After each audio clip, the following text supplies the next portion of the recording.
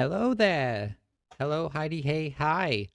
It is I, the Shy Doomer, back here with another fun stream. Oh, we're gonna have so much fun, you and I. Oh, this is a great topic. I love reality. I love humanity. It's mm, we are always here with the good news, right?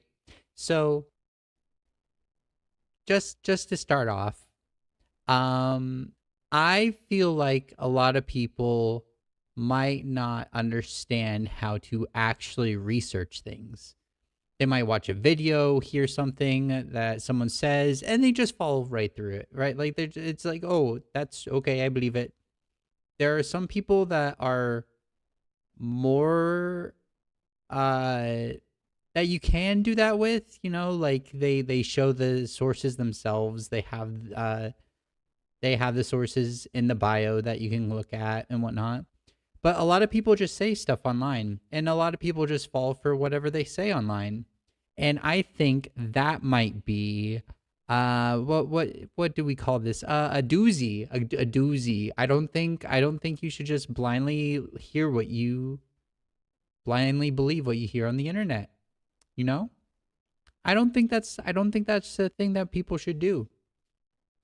So with the topic pedocon theory, Pedocon law, I'm going to show you how I personally go through and try to find out why people are saying a thing and if there is any merit to it.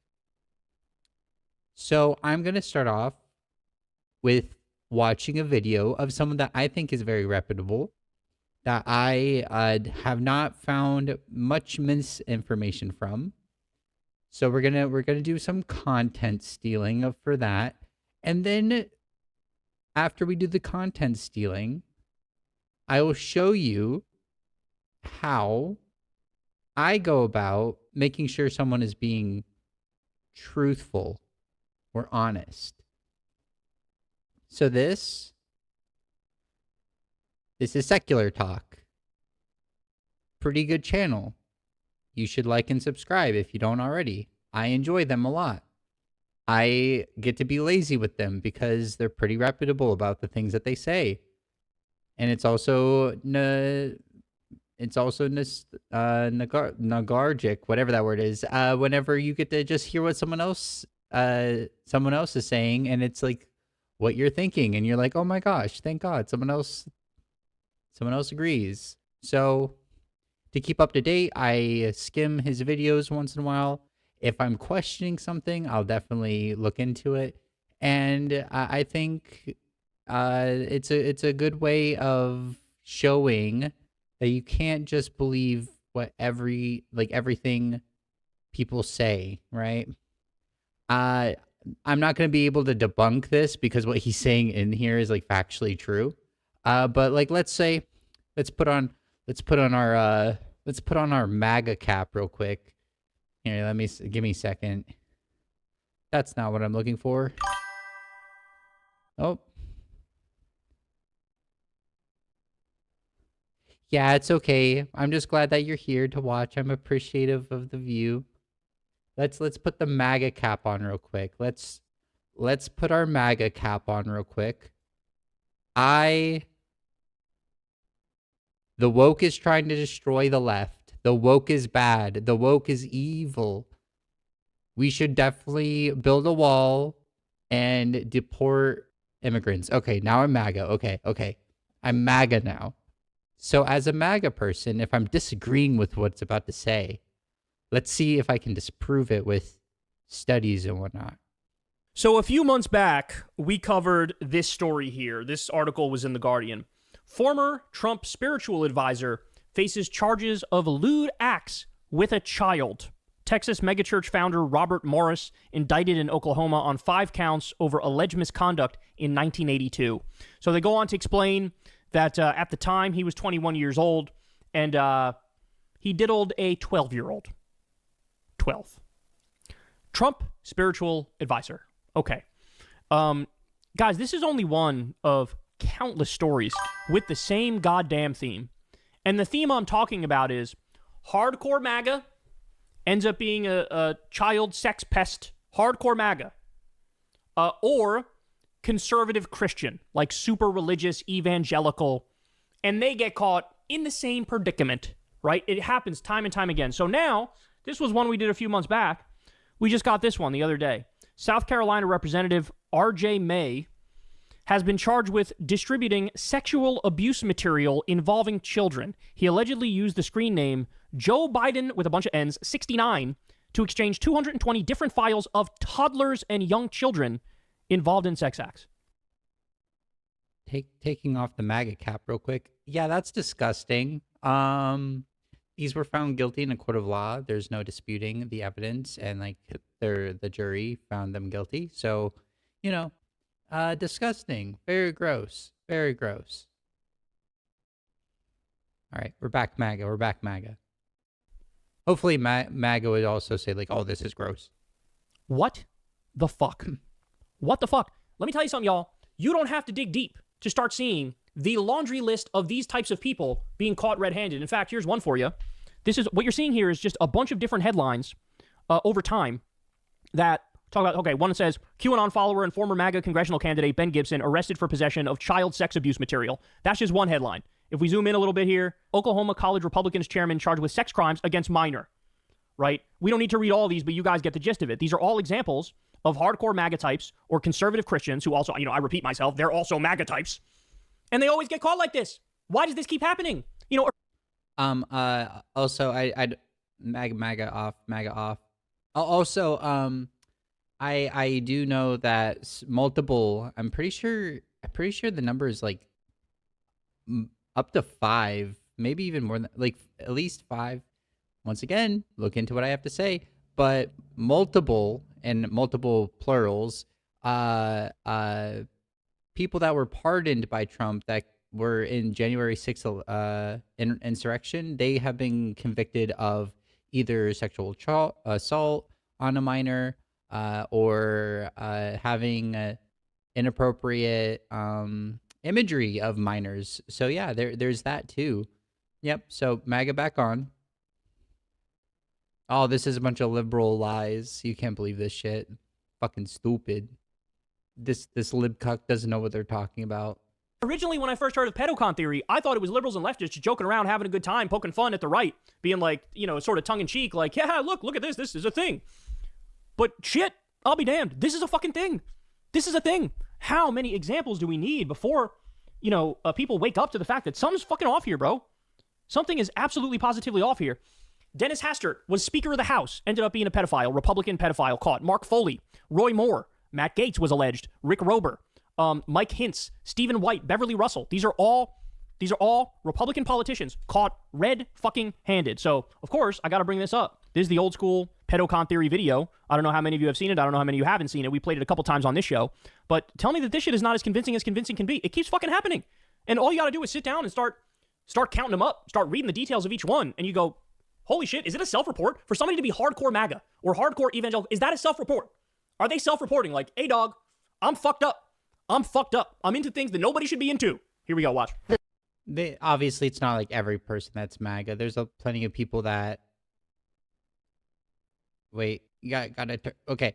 Obviously, not everyone that's MAGA is a fucking pedophile. Obviously, not everyone is like fucked up and mentally or like morally evil if they're MAGA, right? There's plenty of people that just scroll and their algorithm tells them lies, or they're just Fox News idiots. There's a lot of ignorant, decent people out there that have been conditioned to not know what reality is, and that sucks. Like that really does suck, So MAGA back on.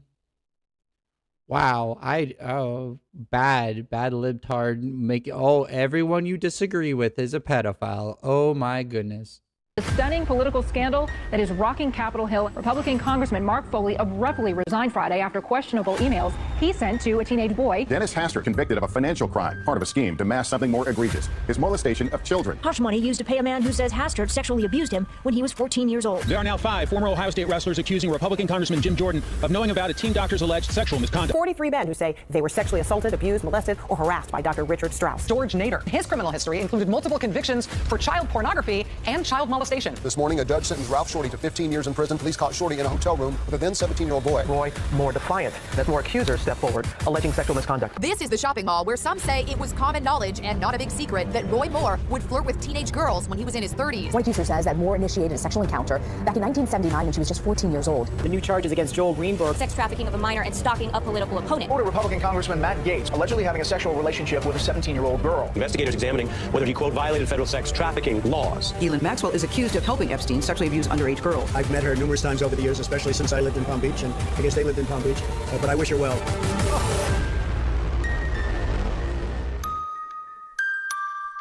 Yeah, well, as people have pointed out, Pedocon is a theory like gravity is a theory at this point, man.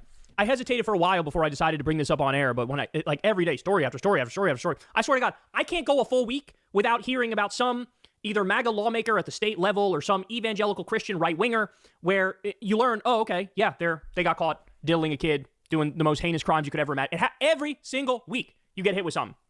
I saw somebody in one of these, one of these stories, somebody tweeted it, and in the replies, somebody came in there and said, ask Grok, like, hey, Grok, which political party has more child sex abusers? And Grok was like, Republicans. It's unbelievable. It's unbelievable. So true. And we haven't, I mean, they touched on Epstein stuff there too, but remember, this is like the core of what we're talking about here, right? Because there's a real problem. Remember, Epstein learned human trafficking from Trump's teen modeling agency. Remember, that was reported. We discussed that. Trump was buddy-buddy with John Casablancas, with Jean-Luc Brunel. These are guys who are notorious pedophiles. These are guys with their teen modeling agencies. It was all a front for human trafficking, guys. Like, all of that was a total front for human trafficking. And so Epstein learned, he said, I want to model my own business after Trump's modeling agency. And this was the most notorious pedophile human sex trafficker in history. And he learned it from Trump. And so the list of stuff, Trump offered Epstein a job in his first term. We just learned that this week, actually. Trump wrote a creepy love letter to Epstein on his 50th birthday saying enigmas never age and we share a lot in common, don't we, Jeffrey? Trump and Epstein literally shared a girlfriend. We talked about that. There's one woman who came forward and said that Trump and Epstein had some weird sexual assault game, harassment game that they played with her. I remember covering that back on Crystal Kyle and Friends about a year ago. Epstein apparently knew the inner workings of Trump's White House in his first term, which begs the question, fucking how? How? Potentially because he's Mossad and he's got moles in there. The first time Trump and Melania had sex was on the Lolita Express. And, of course, Epstein was best friends with Trump for a decade. And I didn't even give you everything, all the dirt on Trump and Epstein. That's just a little piece of it. But, these are fucked up people, bro. These are fucked up people. And I don't think people really understand the depths of the depravity here. But, For example, if you did not know if that information is correct, here, we're turning MAGA off real quick. If you didn't know that if that information was correct, you would, every claim, pause it, do some research in it. Pause it, do some research in it. I have done that research. I know how much evidence are for the claims. Some of them are more hearsay. Some of them are more substantial. But, there's enough red string going towards the person on my face right now and Epstein for not to be a crazy conspiracy, So like instead of just listening to it and nodding along and be like, "Oh yeah, that's right. That's right." You should definitely like pause and like make sure this gentleman is saying the correct thing. Like if what he's not like he could be just talking out of his ass. He could just be making up anything he wanted to make up to make his case, right? People do this online. I always said it. When it came to, there was a trend. The more like aggressively anti-gay somebody was, the more they secretly yearn for dick. And that's always been true. If you have some right-winger or some Christian who's like viciously anti-gay and like makes a point of making those arguments on a regular basis as to how, no, you should be against gay marriage and this is sin and this is evil and this is not right.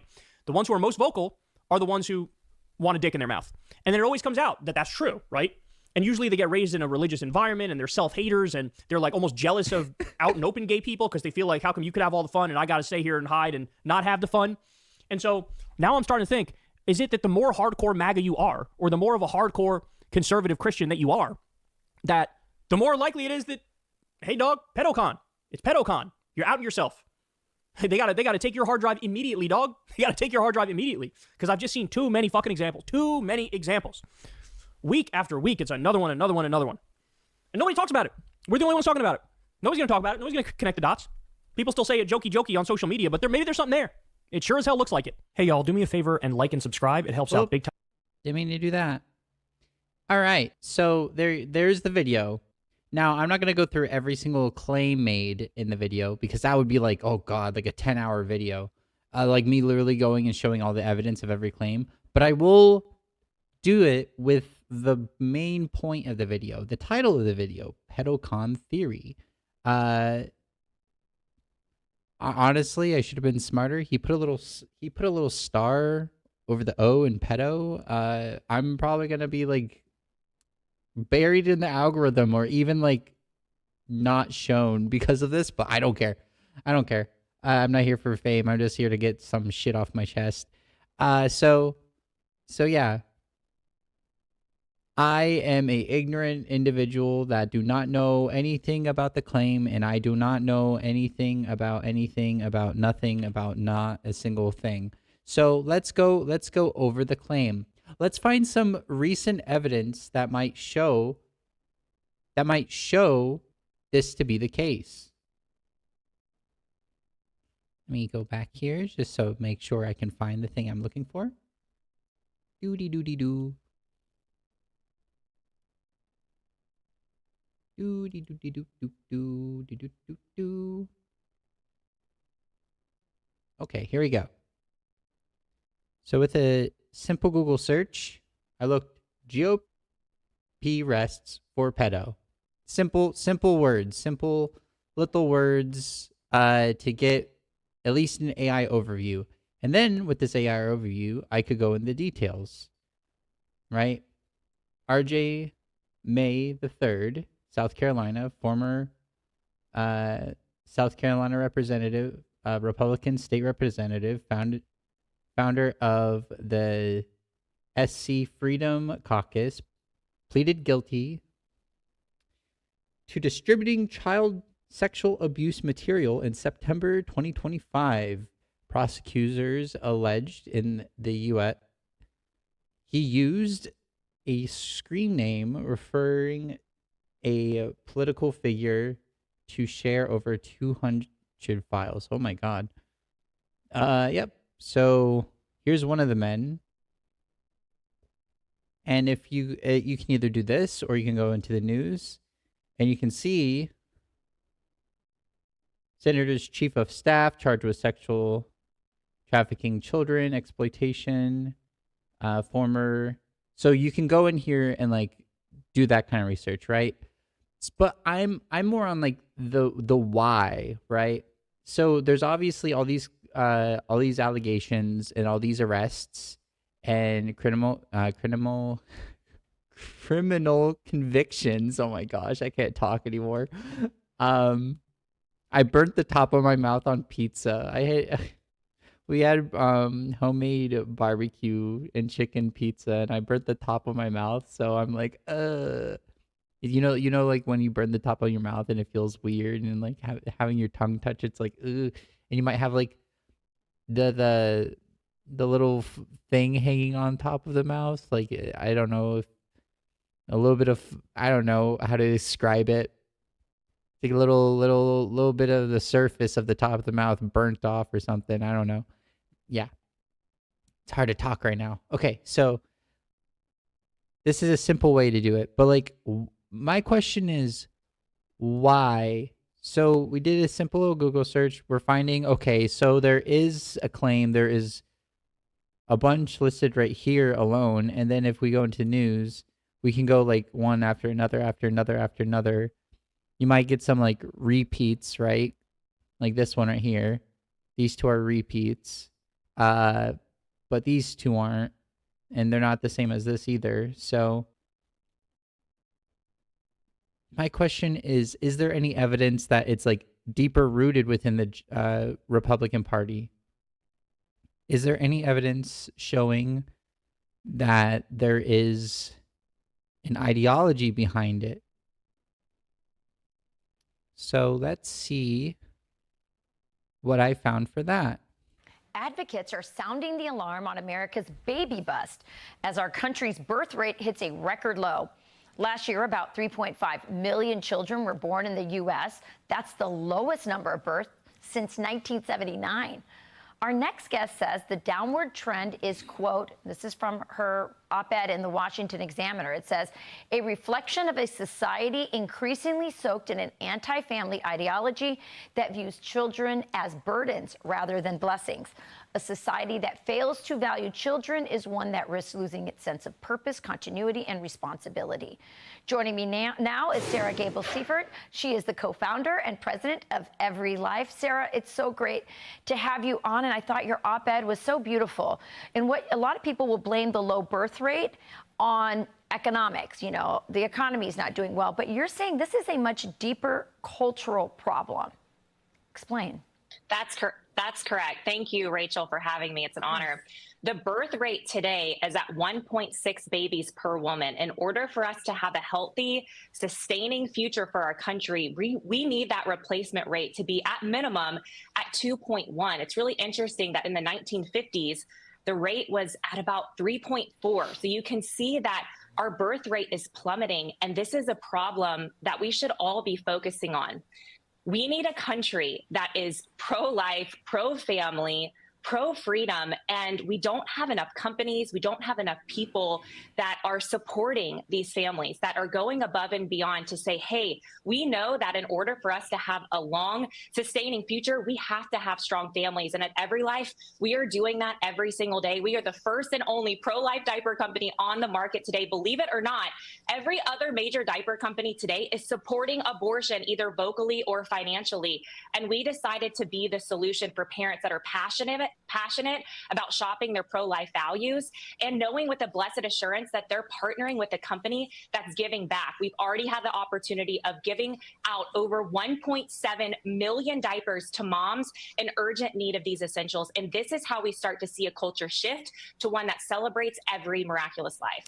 Yeah, well, first of all, let me just say, as soon as I learned about your company, I switched Valentina over to your diapers immediately. I had no idea those other companies were funding abortion groups. And you, of course, are doing the exact opposite and also donating so many to moms in need. But I think it's really interesting. You laid out in this op-ed the economic case for having children, but you also laid out something that it's really hard to give data on, which is just sort of the spiritual, fulfilling meaning in life reason to have children. I think so many young people, they come to me, I'm sure they come to you, and they want life advice. And I always tell them, yeah, follow your dreams, your career is great, but it will never fulfill you the way a family will, the way children will. And I just think there's so many really dangerous messages that will ultimately change their lives for the rest of their lives. Because if you don't get started falling in love and having a baby now, you know, it's not gonna happen, or it's a lot harder to do much later, you know? That's correct. And it's wild to think that 44% of young people today are actually considering not having children at all. 23% are actually saying that due to their concerns to climate change, they don't want to bring a child into the world because they see it as a threat or a cancer to society. And what we're saying at Every Life is that's not true. The best thing that you can ever embark upon is becoming a parent. Children are a gift. They're a blessing. They're our hope. They're our future. And so we need to start seeing more people shift this mindset of seeing children as a burden or something that's going to stop you from being able to pursue your dreams and your career, and actually begin to see it as something that's going to make you a better person. I know since being a mom, I'm stronger, I'm wiser, I'm more patient, I'm more loving, I'm more compassionate. I'm actually better at my job because of my daughter. And so I can't say enough good things about parenthood and life. And we're going to continue as a company to never stop singing our praises about being a parent, because it is the best job that one could ever embark upon. Amen to that. Listen to Sarah, not that weirdo Bill Gates telling you not to have kids. The motto of your company, make more babies, Sarah. Every Life, we thank you so much for joining us. Fantastic message. We need it. Thank you for having me. You got it. I'm Steve Ducey. I may have played the wrong one. I may have played the wrong one first. This is the right one. I'm so sorry. Fucking scrub over here. Put my tabs in the wrong order. This is the right one. Absolutely. We still have 3.6 million births a year. Wait, I can say this. All right. I've been seeing on Fox News a lot that there's a lot of talk about low birth rates. That's interesting.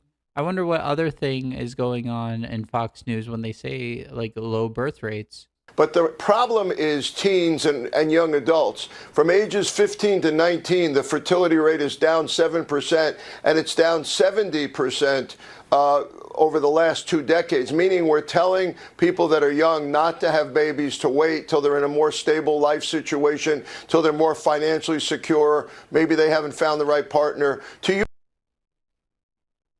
What?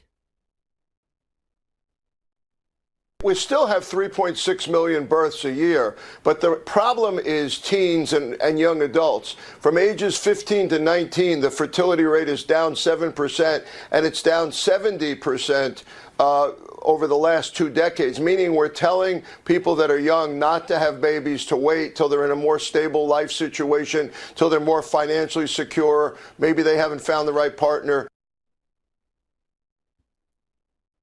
What? Rate is down 7. Age group? From ages 15. Young adults.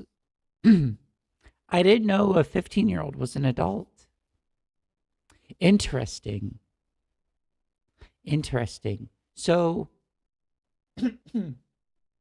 excuse me. I didn't know 15-year-olds were adults. That's crazy. 15, 16, 17 adults. Now, I could go in on how what we just watched from both of these clips are asinine. They expect people that are in financial destitution, that have no prospect of having a future, of like owning a home or like having a job, like a decent career path. They're wanting those people to have the financial burden of having a child because kids are expensive. You want to not only give them the baseline of survival, but you also want to give them a fulfilling life that was probably better than even yours. That's what I would want as a parent, is to make sure my kid has a happier, healthier life than even I did as a child. So you're asking those people to even the 15-year-olds to drop out of school, I guess, and have kids because the numbers are down. Strange. So, to truth be told, I saw this clip and immediately it registered with the Pedocon philosophy, right? The Pedocon law, and it's because of their philosophy. They don't care about the mother in this situation. They just care about baby being born. In the last clip that we watched, they brought up the financial problems of the majority of Americans right now, and that's the reasoning why people aren't having children.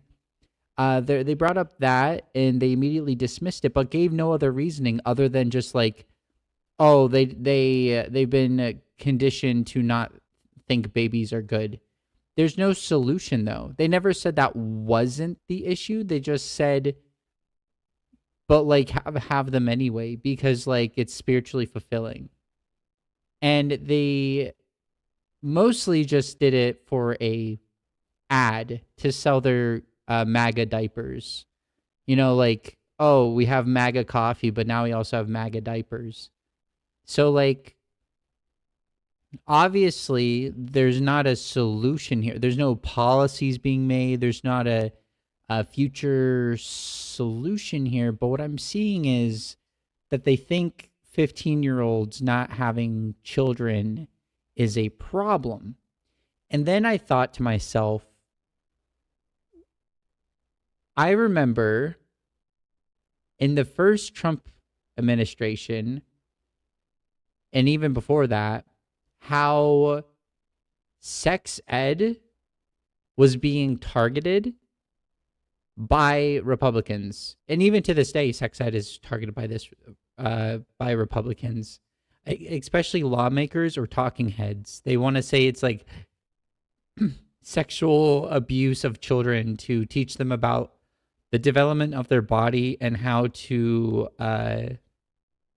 and what consent is, and the existence of multiple different sexualities, or the existence of trans people, for example, right? They usually use LGBTQ people as like the wedge to start attacking sex ed. And so I was like, I wonder what the studies are on. Like, I personally believe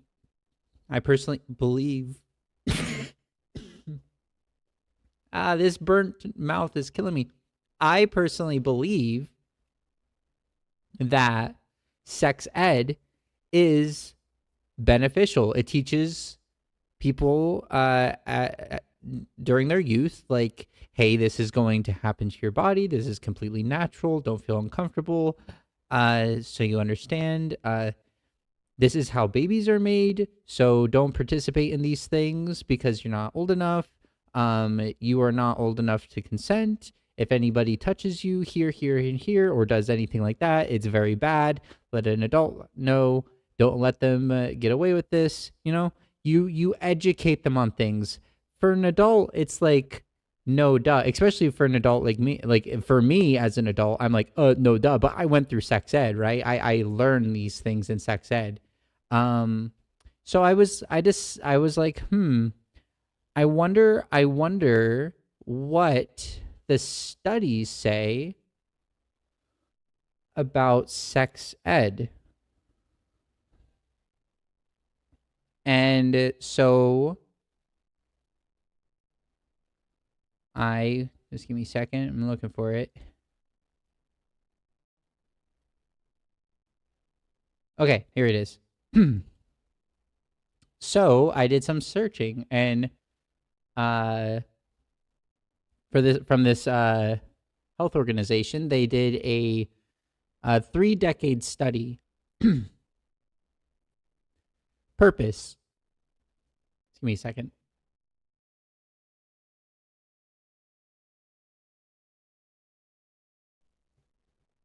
Purpose. School-based sex education plays a vital role in sexual health and well-being of young people. Little is known, however, about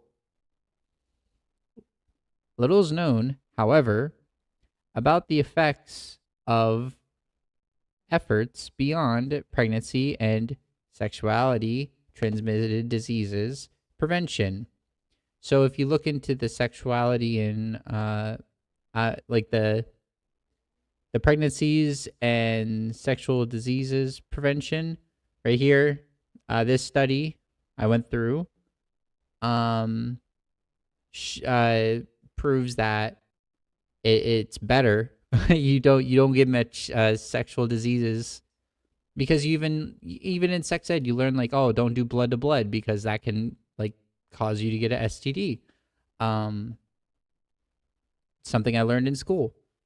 So if you even look here in the overview of teen pregnancy and STD figures, the states that have only do not do the sex, God will dislike you if you do the sex without marrying, those people, those groups have the highest rates. The donut charts highlights the number of states that require sex education and instructions about HIV, STD. So 30 out of 50 states require public schools teach sex education, 28 out of 30 of which mandate both sex education and HIV education. 39 out of 50 states require students to receive instruction about HIV. 35 out of 50 require schools to stress abstinence when sex education or HIV STD instruction is provided. So what we're seeing here is teen pregnancy by state versus sex education laws. So if you look here, Mississippi, the number one, 27%, it says 27.0. The top three examples with the highest rate of teen pregnancy, all emphasizing abstinence in their sexual education programs. So if you look through this study, you'll see like abstinence just leads to teen pregnancy. Funny, because abstinence is the Republican way of doing things. Okay. Oh, here's this back to here. So there's that. For preventing teen pregnancy and STDs, sexual education is actually really good, not just abstinence. It works better. So, what is the method of this study? Researchers search the ERIC Psych Info and Medline. The research team identified papers meeting systemic literature review criteria of 8,058 relevant articles. 228 met specific review criteria. More than 80% focused solely on pregnancy and disease prevention and were excluded, leaving 39 in the next phase.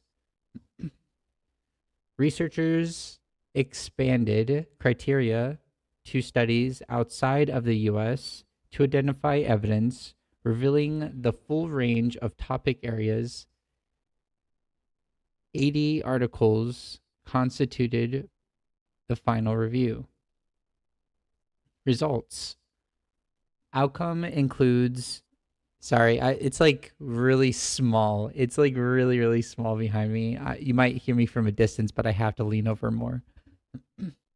Outcomes include appreciation of sexual diversity, dating and intimate partner violence prevention, development of healthy relationships, prevention of child sex abuse, improvised social emotional learning, and increase in media literacy.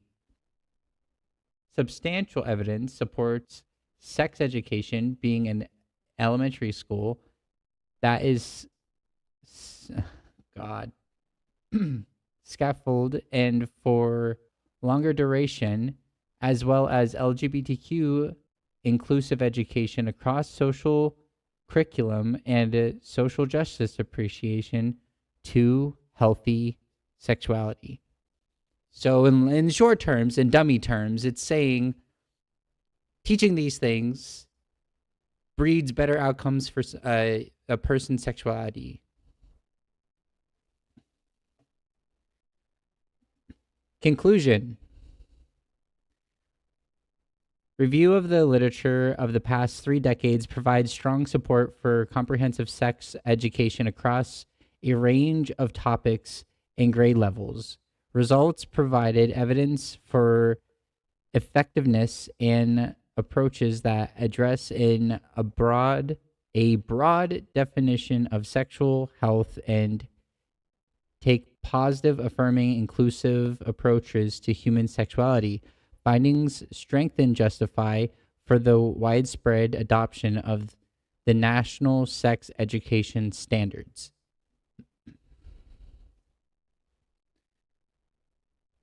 So this one clip, I watched this. 15 to 19, the fertility rate is down 7%, and it's down 70%. I remembered Pedocon law. I tried to find something else that they were talking about on Fox News, which was this. What is their solutions to this? And their solution is buy my diapers. And it's actually really based in GigaChat to have kid, even though you financially can't support yourself. And it's, yeah. So how does this all tie with him Pedocon law, right? Now I have to tie everything together. Also from our Shh, silence. Well, I also remembered this video. I remember this video, and this is a couple years ago. This is 3 years ago. And if you don't know, child marriage laws are allowed in a lot of states in America. I don't know. I don't remember the exact number. I think it might be like 30, like 16-year-olds can get married. The ones that are like, oh, there's no age limit as long as the parent says it's okay, are all red states.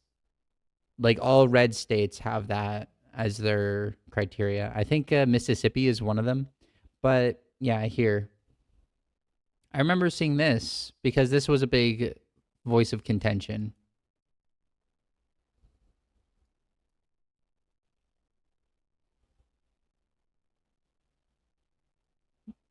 Where's the sound?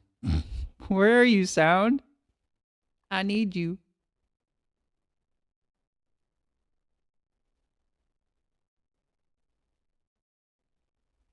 Did I accidentally mute the tab? Oh, I did mute the tab. Haha, that'll do it.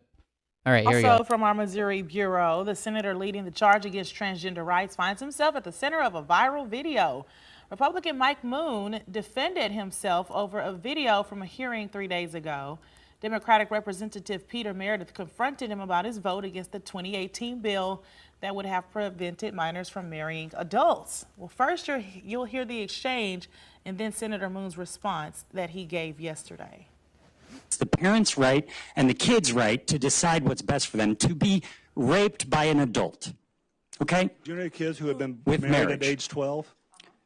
That was the law. You voted not to change it. Do you know any kids who have been married at age 12? I don't need to. I do. And guess what? They're still married. I do not support adults marrying minors. In fact, if there's an instance in which an adult has recently married a minor in this state of Missouri, I'll make it a priority to remove and prohibit adults from marrying minors. Well, Senator Moon also says rape should be prosecuted to the fullest extent of the law. He argues his comments were taken out of context.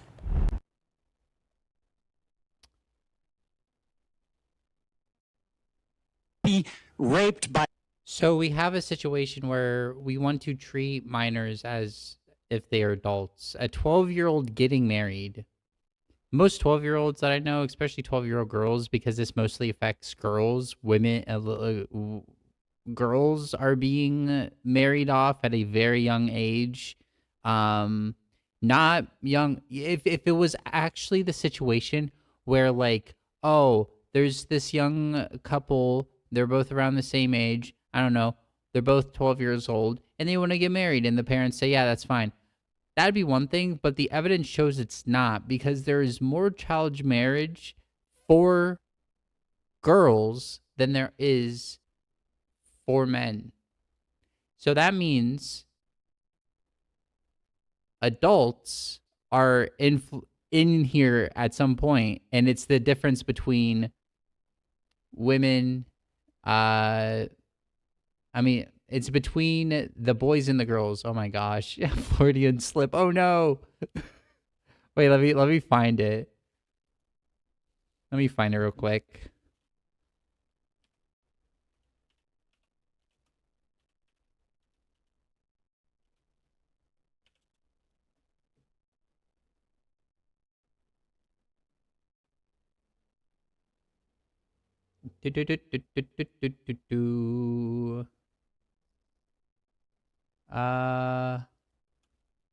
By gender.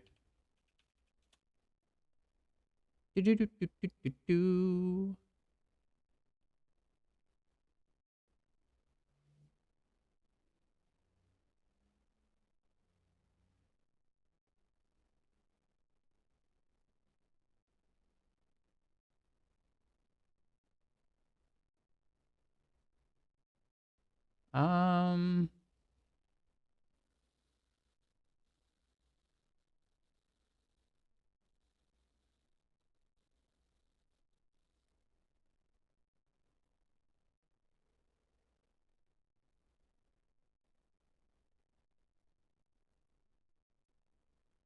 I'm trying to find like the difference. USA. It's giving me the whole world. It's giving me the world. Ah, here it is. It's just the overview, but we can click on the information to make sure it's credible sources. 87, approximately 86 to 87% of all child marriage involves girls marrying older men. So we can click on here. Unchained at Last. I'm not sure about the I'm not sure about the validity of this source. Let's see what other source.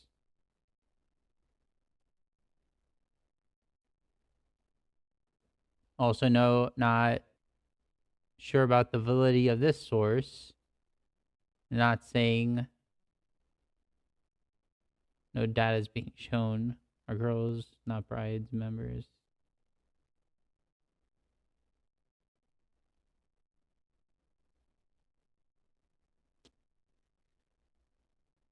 This is the hard part because the sources here aren't that that great.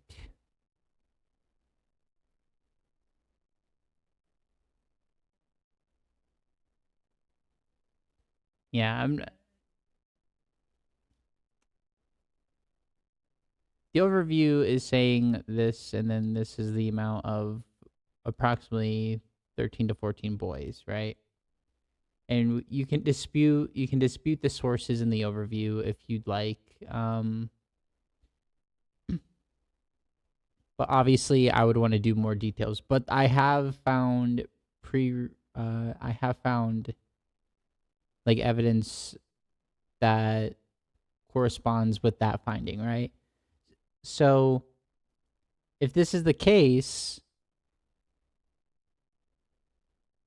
what happened in this situation right here, what happened here was extremely damning. Republicans keep on voting to keep child marriage laws a thing. They cry about the birth rates more than anyone else. They want 15-year-olds to have more kids. And they keep on being found guilty of SAing minors.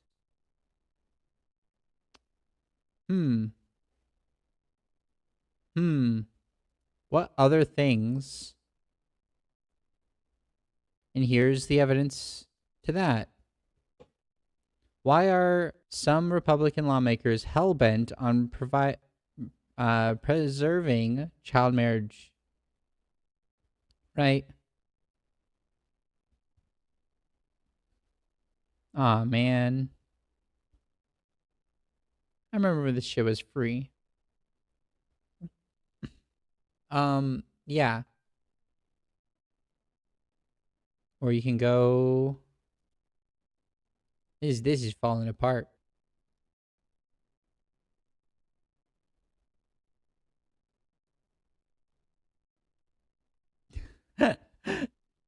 I'm showing how to like look into things to make sure. I'm showing how like I'm trying to show like how to make sure like there's a credible how to credibly understand or like how to find if a claim is credible or a person is credible online by looking into this stuff. And I'm all over the place and it's messy, but these are, if I'd have to point it down, first step, I see this. Is this a one-off shot? No, because a year ago they were still talking about this. It just now recently they have started complaining about 15-year-olds not being pregnant. They advocate against sex education, which lowers teen pregnancy. Check. They defend child marriage.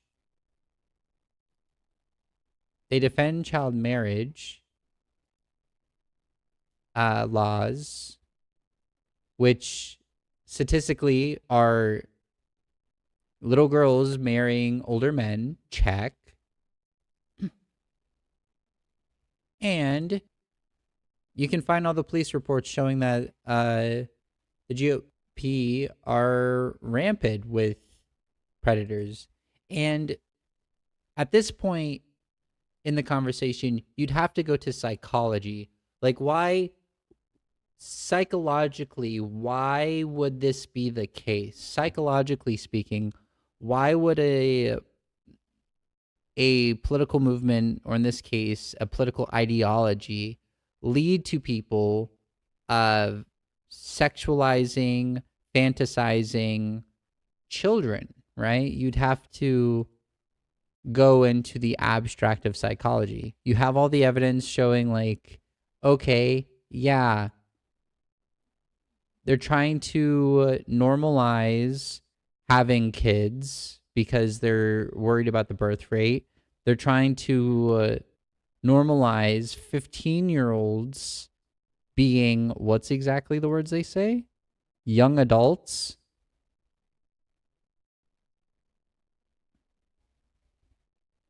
This reminds me of the Matt Gaetz clip of 16-year-old woman, you know. They now we have to go into the psychology behind it. So if you don't have a mature grasp of one's sexuality, if you are conditioned to feel bad about certain sexual things, like maybe same-sex attraction, or even feeling shamed of doing it in general because it's not. I lived in a Christian household. I went to church. It is not something that like a woman can't sleep around because they're a slut. And even if a guy sleeps around, maybe in the locker room talk, they could get like, oh, yeah, you're such a player. But back in the day, like, you would also be seen as a deviant, right? Sex is deviant. Sex is only for procreation in this aspect. You're like, obviously everyone does it for enjoyment, but from the conservative point of view and the conservative narrative, my entire life, it's about procreation, nothing else. So if we're in a situation where everything else is being shunned and like even thinking about it is deviant, like thinking deeply about it is perverted and deviant, then there's no way of you possibly being able to have a healthy relationship with your own sexuality. There's no way of being able to have like a normal sexual life in that point. If you're homosexual, if you're hypersexual, if I don't know, if you just, there's so many different ways why this would lead to bad. Because like, if you don't have the tools to work with what you're feeling, it festers into gross things a lot of time. Like depression can fester into suicidality if you don't fix it. In this case, not having a healthy relationship with your sexuality could fester into sexual assault or or what's the term, like hyper masturbation, like a chronic masturbator, right? There's things, because you don't not because you don't have a healthy relationship with it. Oh man, I'm dying here. Because you don't have a healthy relationship with it, that means like there's going to be negative psychological outcomes that can bleed into like your everyday interactions with other people. So that, plus the fact that our society hypersexualizes and infantilizes like youth in general, especially like young women. How many Republican, or I mean like MAGA, fucking GOP, how many of those people have you seen that like the red pillars, even how many of those people have you seen is like, oh, women's worth is about their beauty, and like our beauty standards are youth, right? Like the older a woman looks, apparently the less attractive they are. They try to say like after the age of 25 you're fucking cooked, like, or like by the age of 30 like you're worthless, your worth of a sexual partner is down at that point. It's like fucking psycho shit, right? It doesn't make any goddamn sense. So like this hyper fixation on youth, making our beauty standards youthful, and then also having the non like healthy relationship, not having a healthy relationship with your sexuality can fester into what I believe is like sexualizing minors, right? Also, mind you, whenever you're extremely powerful and extremely wealthy, there are only few things that you can do to assert your power and wealth, and that is getting away with awful things. Someone that is extremely wealthy, there's no moral billionaire. There is very few moral millionaires. Very few. The way you gain wealth is by either being indifferent to or actively destructive to other people within your life. If that may be workers, if that may be the people you employ, you know, so, or like what you do, how you make the money, like to the environment, or selling goods that are human necessities. So you're making a profit off of what people need, right? So like, there's no such thing as, you have to have a fucked up morality to be wealthy. So you're already there as a multi-million or billionaire by fucking people over. There's no such thing as a moral millionaire or billionaire. Very, like, I can't even think of one off the top of my head. You have to exist in systems that are also very destructive to people, environment, lives. Like, oh, I've never done anything bad to another person, but I'm the CEO of a farm, I'm a CEO of a deforestation business, you know, like, oh, we chopped down all those trees. There's no, you have to have fucked up morals.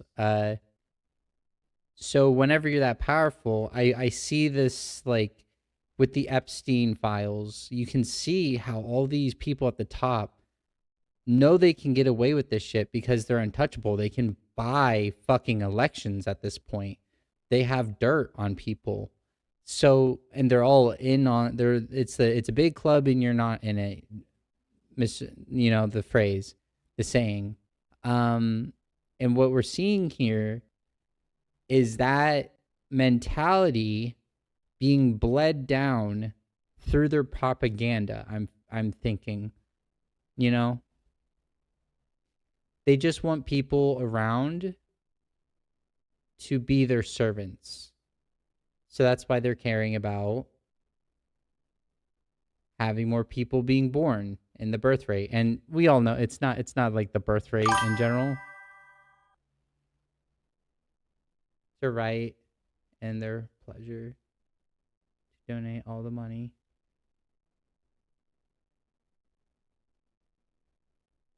Yeah, true that. I had an idea. I tried to do it. I don't think I accomplished it very well. But what I'm trying to show here is like, don't just close your eyes, right? Like, don't just, for example, I kind of want to recover this because there's a lot being said that might just glaze over people and they don't realize this is propaganda of something, right? So advocates are sounding the alarm on America's baby bust as our country's birth rate hits a record low. Last year, about 3.5 million children were born in the U.S. That's the lowest number of births since 1979. Our next guest says the downward trend is, quote, this is from her op-ed in the Washington Examiner. It says, a reflection of a society increasingly soaked in an anti-family ideology that views children as burdens rather than blessings. So the Washington Examiner is very right-wing, if I remember correctly. Children are human beings. The people that aren't having children are because they don't want to have another human being to take care of when they can't even take care of themselves. It would be a financial burden to the parent to have a child, yes. But why would that alone doesn't indicate like, hey, all I'm thinking of this is it's not a moral decline. It's not anti-family. Having no family, having no children doesn't mean you don't have a family, one. Two, having a situation where you do not have children, you refrain from having children because you know you cannot financially afford it and you cannot provide a decent life for them is pro-family. Having families exist, having like kids being born on its own is not necessarily pro-family. If you're pro-family, that means you're pro-productive, happy, healthy families. You have to make the environment for that to be possible.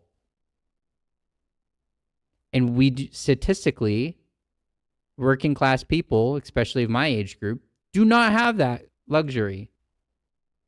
We do not have the environment to provide for a child and give them a happy, healthy life.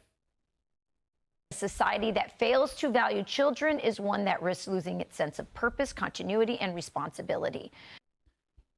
That right there, what they just said. Your purpose is to exist. Your purpose is to experience life. Your purpose is whatever you make your purpose. I don't have a purpose. I don't think of purposes for my life. I think of these are the goals that I want. This is the kind of person I want to be. This is the things that I'm interested in and want to learn about. I don't think, oh, my purpose is to be a good girlfriend for my partner. No, I just want to be a good girlfriend for my partner. My purpose in life is not to have babies. Like, you can boil yourself down to a baby factory or a cum factory all you want, but that's a weird fucking breeding fetish, and you're putting that shit on us. That right there is the indication of like the fucking psychosis when it comes to conservatism and having a healthy relationship with their sexuality. Like, this sounds like when they talk about this shit, I just think of like breeding fetishes constantly. Like, oh, my purpose is to be a mommy, and my purpose is to repopulate for the next generation. Like, what the fuck? My purpose is to be a man and like come in my wife and have a baby. Like, what the fuck is this shit? Like, this is weird. It's like uncanny fucking shit. It's like thriller horror vibes, like sociopath shit. Like, who talks about like having a family in these terms other than like dead-eyed fucking lizard people that have no emotional connection to like life itself and just thinks of it as like, oh, I am a robot, I must have baby. You know, like that's these little words matter a lot because it indicates not only your ideology but your feelings on the matter, you know? Joining me now is Sarah Gable Seifert. She is the co-founder and president of Every Life. Sarah, it's so great to have you on, and I thought your op-ed was so beautiful. And what a lot of people will blame the low birth rate on economics. You know, the economy is not doing well, but you're saying this is a much deeper cultural problem. So here we go. The last time I did a stream, we did this. Every claim I searched up with that weird goofball nerd wannabe like MAGA influencer, that fucking dork that literally everything he said was nuh-uh and actually we're based and actually we're popular without showing anything. And I like showed the counter evidence, like reality through evidence over and over and over again. That's kind of what I wanted to do here. I guess I kind of did that already in the last video, but I just wanted to like get that emphasized, like my thought processes on everything and like how I find this stuff and like where I come. Like it's kind of like the Charlie graph, you know, the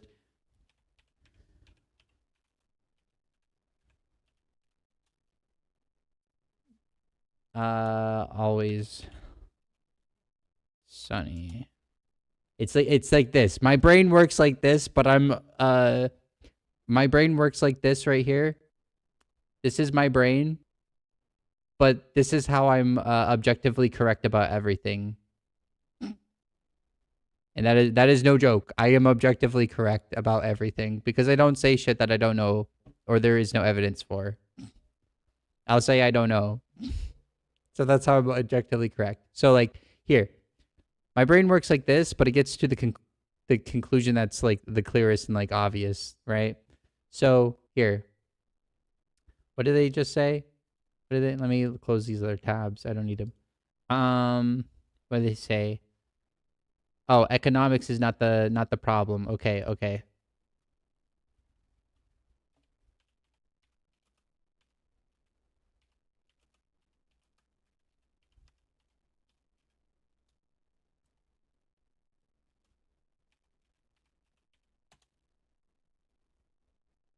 Birth rate in America is falling to record lows, 1.6 children per woman in 2024, primarily due to economic pressures like high housing and childcare costs, along with cultural shifts that prioritize education and career, leading people to delay or forgo parenthood. So we have a little bit of a mix because it's AI overview. So it's reading all of the things. So it's some of this and some of this that. Economic costs and living, pressures and costs of living, high costs of household, childcare, healthcare make rising child expensive. In 2026 study found that high rent and lack of 3-bedroom housing directly correlate to declining births. Let's find the John Hopkins Institute, very credible source. The fertility rates concluded. Let's find the. Is there like a? In the U.S., poly markets have sought to make starting a family more attainable by and affordable through efforts focused on improving material health, lowering barriers into vitro fertilization, and reducing the financial burden of raising children with increased tax credits. savings accounts. Other low fertility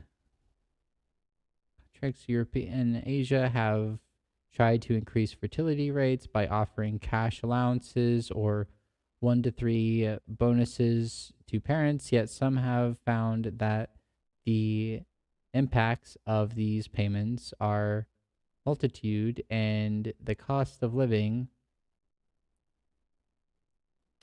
Government has granted cash incentives for more than 8,000 to increase a family fertility rate with little success. Interesting. A more effective approach may be policies that lower children's care costs. 2019 worker paper in the UN Population Fund asserts that fundraising accessible, high-quality child care and positive effect on fertility rates. One study of policy intervenes. The Western Europe found that every 10% increase in child care subsidies can increase a country's fertility level by 0.4. Social norms can also move the needle on fertility. 2025 paper from National Bureau of Economic Research suggests that high-income countries where men take on more household and child care responsibilities tend to have higher fertility rates. Finally, so, maybe it's a partner problem too.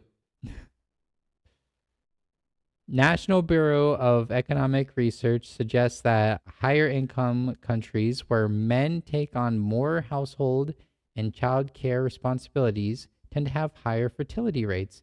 Finally, while there is little data assisting how specific climate politics influence fertility, efforts to address environmental concerns may be necessary to assure younger generations doubts about childbearing. Okay, so here's a list of the different things. Can't afford them. Shitty partners. No view of a clear future. Our national narrative is gone. So, that's a spoiler. So, I wouldn't say it's one thing ever. Like, I wouldn't say, but that, to me, that's the biggest thing. Like, that's the thing that has made me glad that I've never had a kid yet, because I would not have been able to financially support them. And I don't want a child that is living in poverty because I can't afford to give them a decent life, right?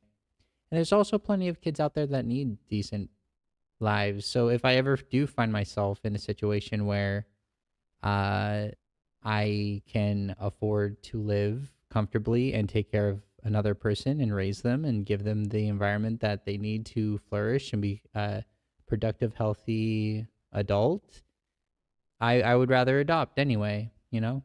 So they're trying to do this spin on it's not your economic problems, it's this, right? And it's like women have more autonomy, women are better educated, they have higher standards, they don't just let asshole guys be asshole guys anymore, a lot of them. So you have to find a decent partner, you have to be financially stable, you have to have living like financially stable, meaning like, oh, not only can you afford the bills, but you also need a third room, or like at least a 2-bedroom. And you have to be comfortable with the person enough to trust that they will stick around and be financially stable with you too, you know, the partner, whatnot. Also, another thing right before, I don't understand why we are caring about there are so many people on the planet. We are the highest population numbers of all time ever, like with like astronomically high population on the planet. There's been times where we had a lot less, and I don't think bar go up is always necessary, right? We have a lot of people on the planet. And if our total population goes down because less baby be made, I don't see that's necessarily a bad thing. It's not like free falling into like oblivion where there's only 3 of us left. I think that it's okay. There's obviously negative outcomes, but there might be positive outcomes in the future. I don't know. I don't see like, oh, we need to make more baby than the generation before. We keep on, where bar must go up. If it either plateaus globally, if it globally plateaus and it stays about the same, that's just like, oh, it's certain animals will only grow as big as their cage allows them to, kind of deal, right? I don't know. Explain. That's correct. Thank you, Rachel, for having me. It's an honor. The birth rate today is at 1.6 babies per woman. In order for us to have a healthy, sustaining future for our country, we need that replacement rate to be at minimum at 2.1. It's really interesting that in the 1950s, the rate was at about 3.4. So you can see that our birth rate is plummeting. And this Whoop, it's not wanting to load. is a problem that we should all be focusing on. We need a country that is pro-life, pro-family, pro-free. You don't have to have decent. Pro-family would be pro-healthy family. If you're not pro-life, then you are going to have a lot of mothers and children, or you're going to have a lot of people, and I can give you all the examples, that are going to be in a undesirable pregnancy and an undesirable and be like an adult when they don't desire to be, and that leads to bad outcomes. You're taking the consent away from families. I don't think that's pro-family. You're taking the consent away from children, like children to not want to be parents. You're taking the say away and giving it to the state. I don't like that. That's stupid. That's ridiculous. Your tyranny over the family and children and people that can give birth all around is not the solution, you freak. Just because you have a birthing fetish that's not the, no. Freedom, and we don't have enough companies, we don't have enough people that are supporting these families, that are going above and beyond to say, hey, we know that in order for us to have a long, sustaining future, we have to have strong families. And at Every Life, we are doing that every single day. We are the first and only pro-life diaper company on the market today.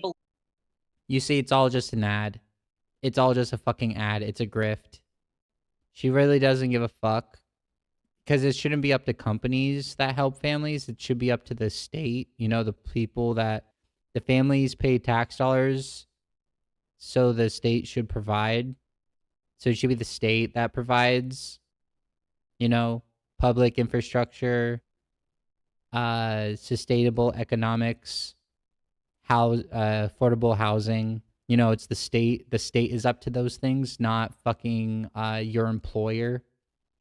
And ripping women's rights away is not the solution.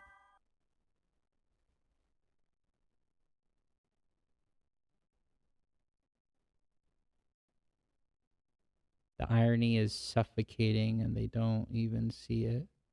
Yeah. Believe it or not, every other major diaper company today is supporting abortion, either vocally or financially. And we decided to be the solution for parents that are passionate about shopping their pro-life values and knowing with a blessed assurance that they're partnering with a company that's giving back. We've already had the opportunity of giving out over 1.7 million diapers to moms in urgent need of these essentials. And this is how. Wow, they donated diapers to people. Congratulations. I want to look up the if that's actually the case. Are we lying here? Diaper. Well, that's not what I wanted.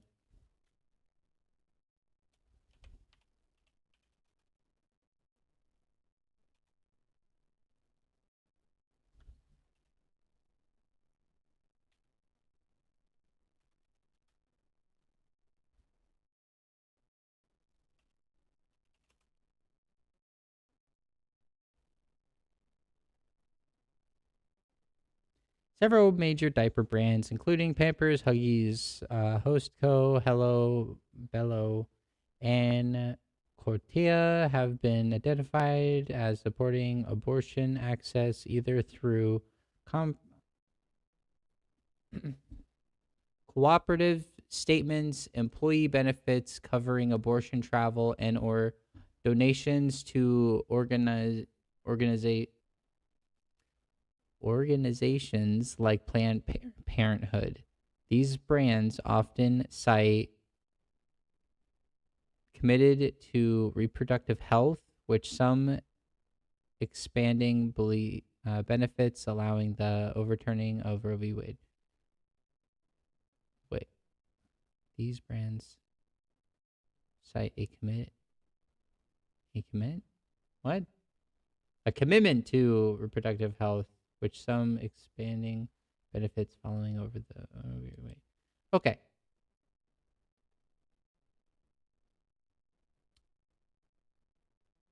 So Pampers, they have health benefits that coverage abortion and travel expenses for abortion. Huggies matches employee contributions to Planned Parenthood. Planned Parenthood is not just an abortion clinic. Most Planned Parenthoods actually don't do abortions. You have to go to a specific one that will do abortions. Most Planned Parenthoods are there to help for maybe other sexual or like maybe STDs, sex ed. They don't just do abortions. Some of them are they're clinics that provide other cares, right? Host, and they also donate to families in need and stuff like that. Host company expressed support for abortion access to and provides coverage for employees. Voted to help cover costs and provide paid time off for employees seeking abortions. Publicly expressed opposition to the overturning Roe v. Wade.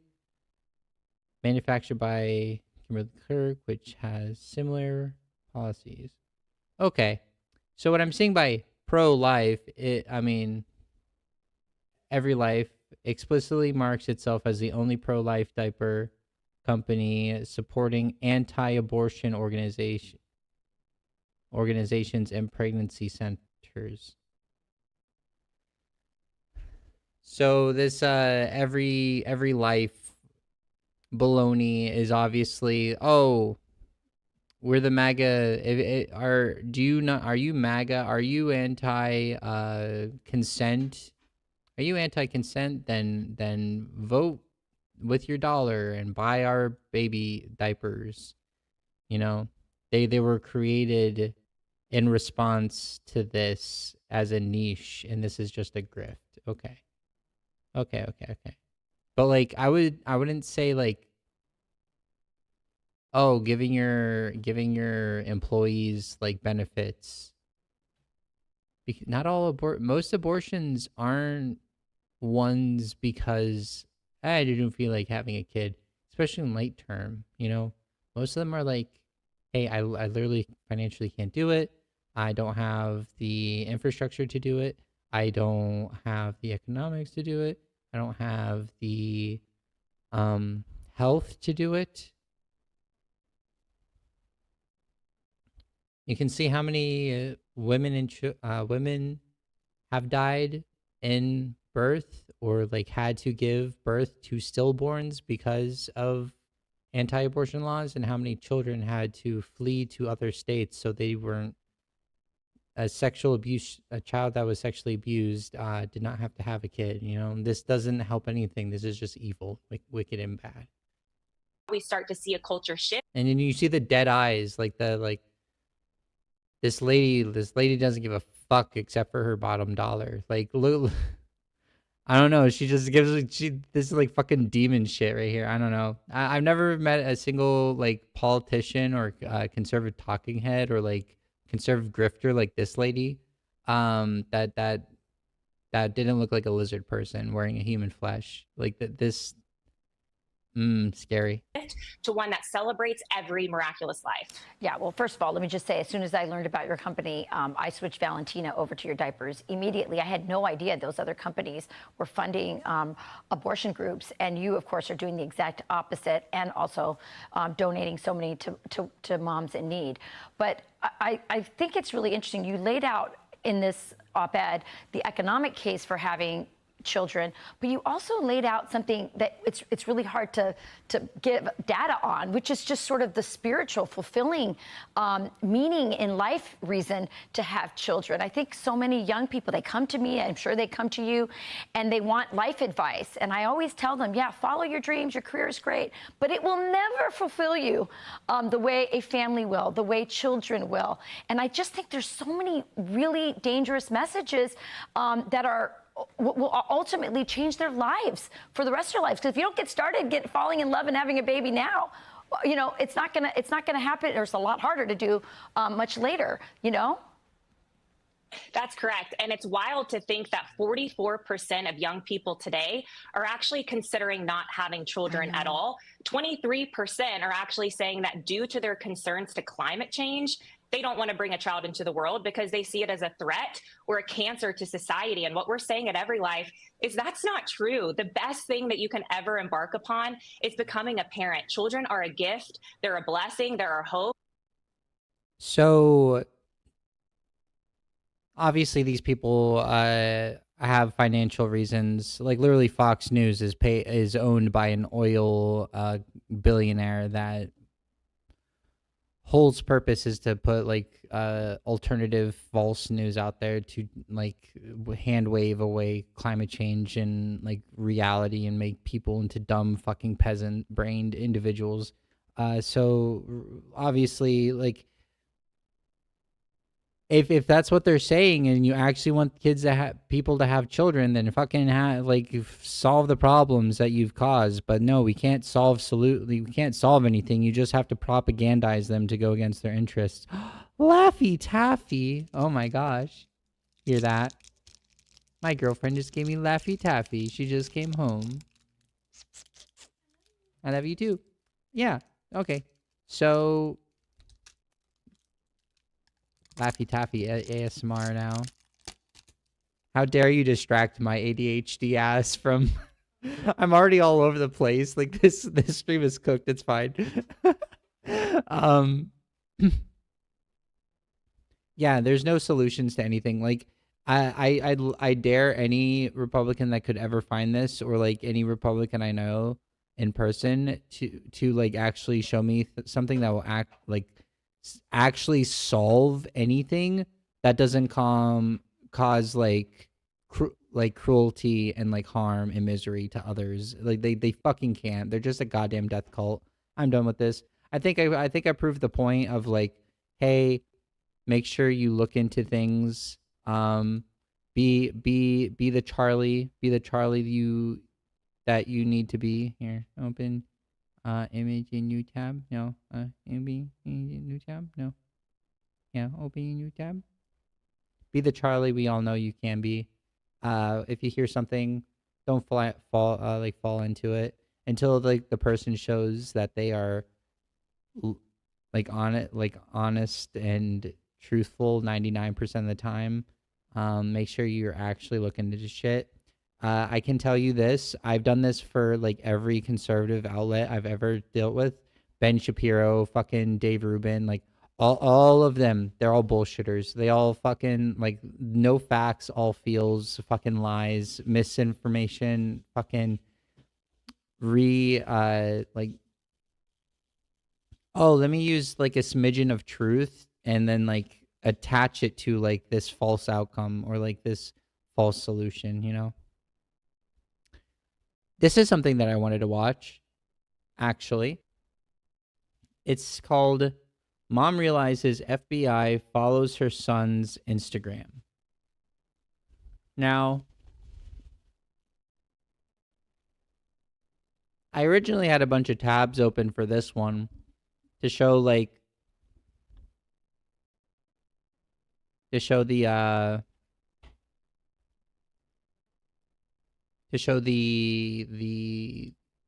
statistical evidence behind like the violence of the right.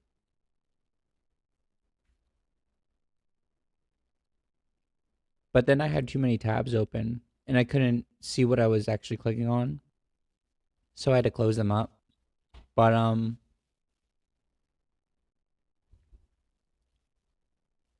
I can show you real quick the evidence I provide on Twitter.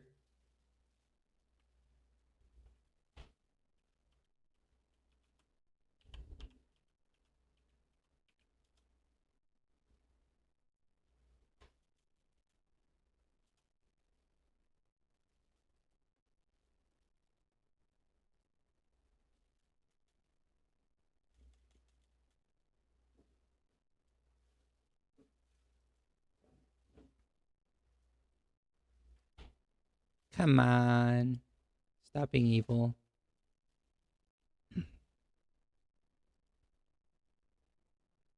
I hate Twitter so much.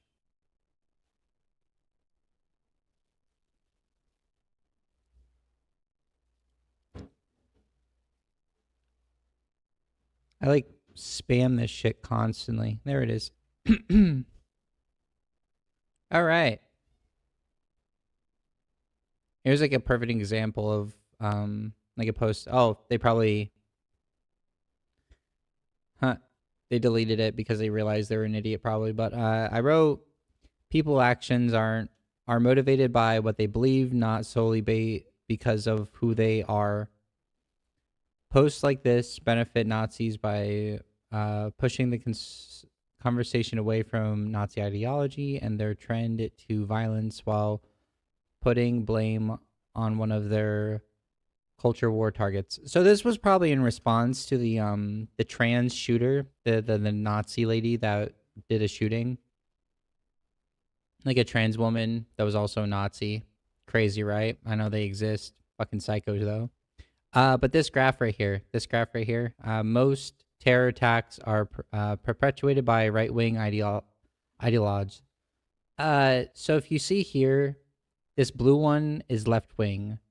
And if you're honest with yourself, you would say, if you're more honest, you would say 75% are right-wing ideologies. Because what they did here was they separated the right wing specifically, like any like right wing affiliated person, or like anything that was motivated by like right wing ideology. That might be like, I don't know, abortion clinics, like or like hate crimes or like stuff like that. But then they separated it by religious and ethno-nationalist, which are both also because of right wing. I can't think of a single left-leaning reason of why like your religiousness would make someone do like terrorism, you know? And like ethno-nationalism, that's like a right-wing thing. Like that's a fucking Nazi thing, right? Like come on. So 75%, this was back in 2020, right? That's a little bit old. That's a little bit old. Let's find a more recent one. And I know I've posted them because I've posted a lot of shenanigans about this stuff.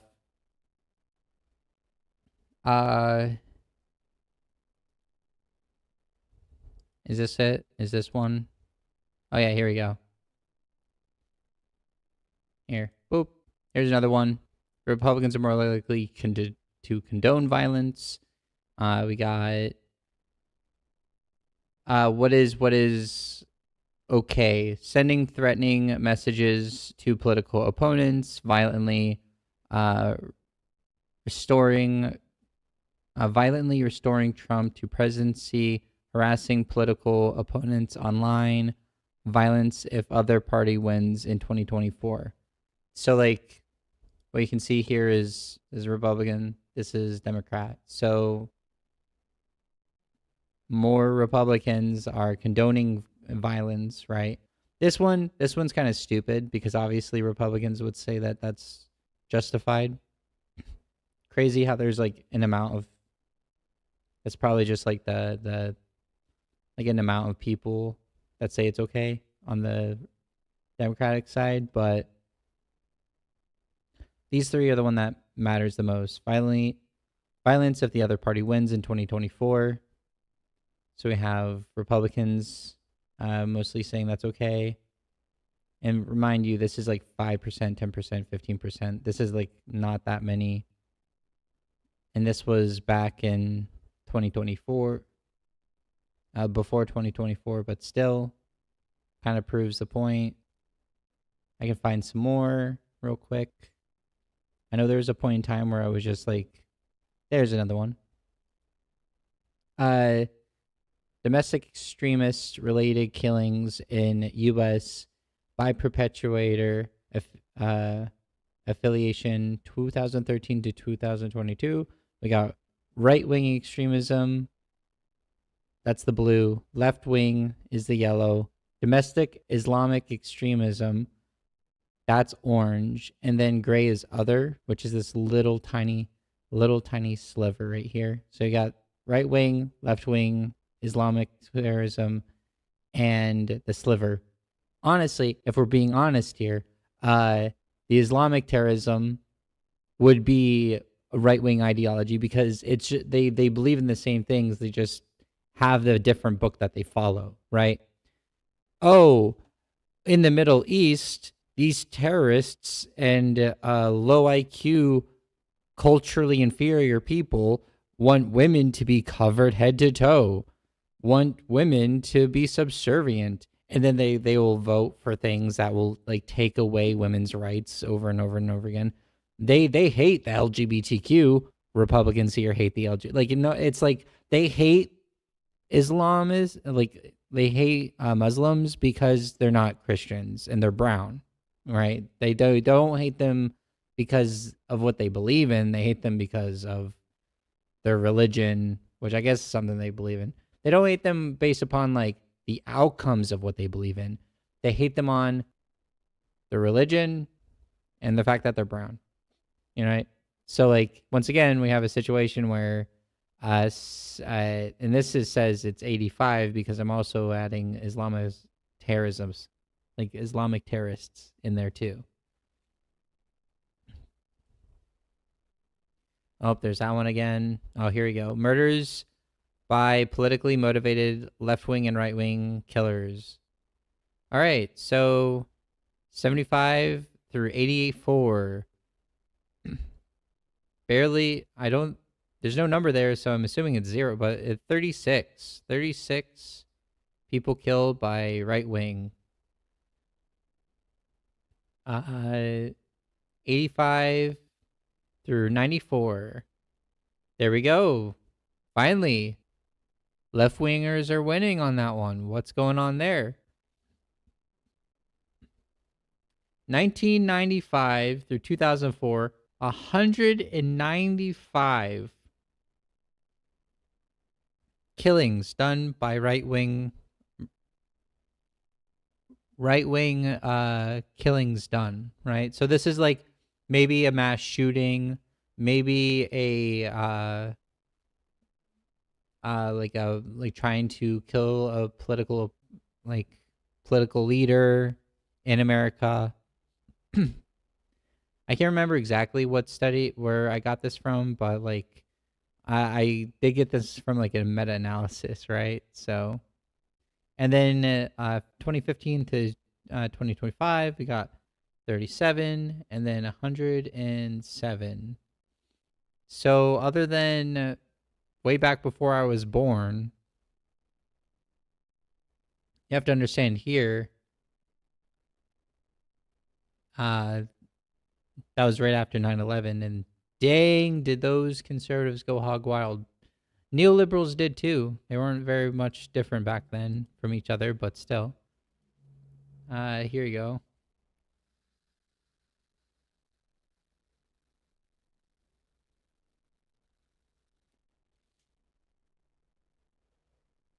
Extremist linked deaths from 2013 to 2002. Left-wing extremists. Both incidences compared to killings. So, obviously, not that much. Islamic extremism. There's not many incidences, but they did get to kill a lot of people during those incidences. And then right-wing extremism had a lot of incidences and a lot of killings. And this is from the ADL. There's this study again. There's this study again. Yeah, yep. Other, the y-axis, I think, is what the other one is from, too. All right, so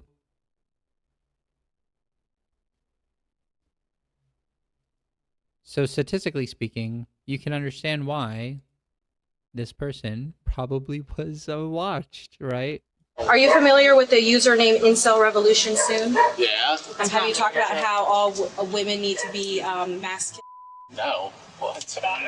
Total Jewish bring it forth now. Kill them all, lefties. I don't know how much you guys would believe me, but on my end, that's just emotional banter. A white male. Oh, a white male. He's so scary. You, What is wrong you with you come people? up with one They're that's... FBI. Nobody could have see reported anything. that. Yeah, because they're terrorists that Watch have your access mouth. and Look spy at- on people with the Patriot Act. Okay. You need to watch yourself. I don't care. I can say all of this. This is free speech.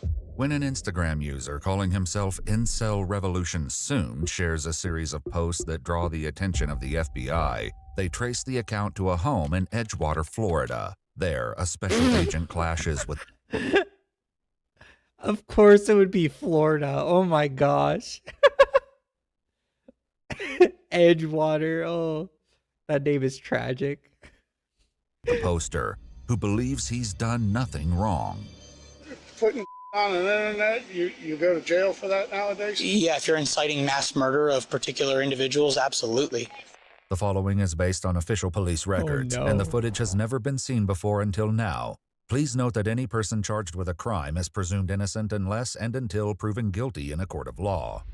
On October 18, 2025, the FBI received a tip about an Instagram user posting what they describe as RMVE, or racially, ethnically motivated, and violent extremist ideologies. Their investigation identified the user as 19-year-old Luke Nevcherlane. 6 days after receiving the tip, a special... Wait. Okay, Luke is... Okay. I thought his middle name was Luke. Lucas Luke. I was like, what the fuck? You mean the white supremacist is the far right white supremacist is calling for the death of people that do not match his exact cookie cutter self? Damn, who would have thought? 19-year-old Luke Nevcherlane. 6 days after receiving the tip, a special agent with the FBI arrives on his front porch, accompanied by officers with the Edgewater Police Department. How you doing, dear? Hi, good. How you doing? So, Agent will explain everything to you. Oh, gosh. Special Agent Richard Bobby with the FBI. Nice to meet you. Nice to see you. Yeah, what is this about? Is this Lucas? Yes. Okay.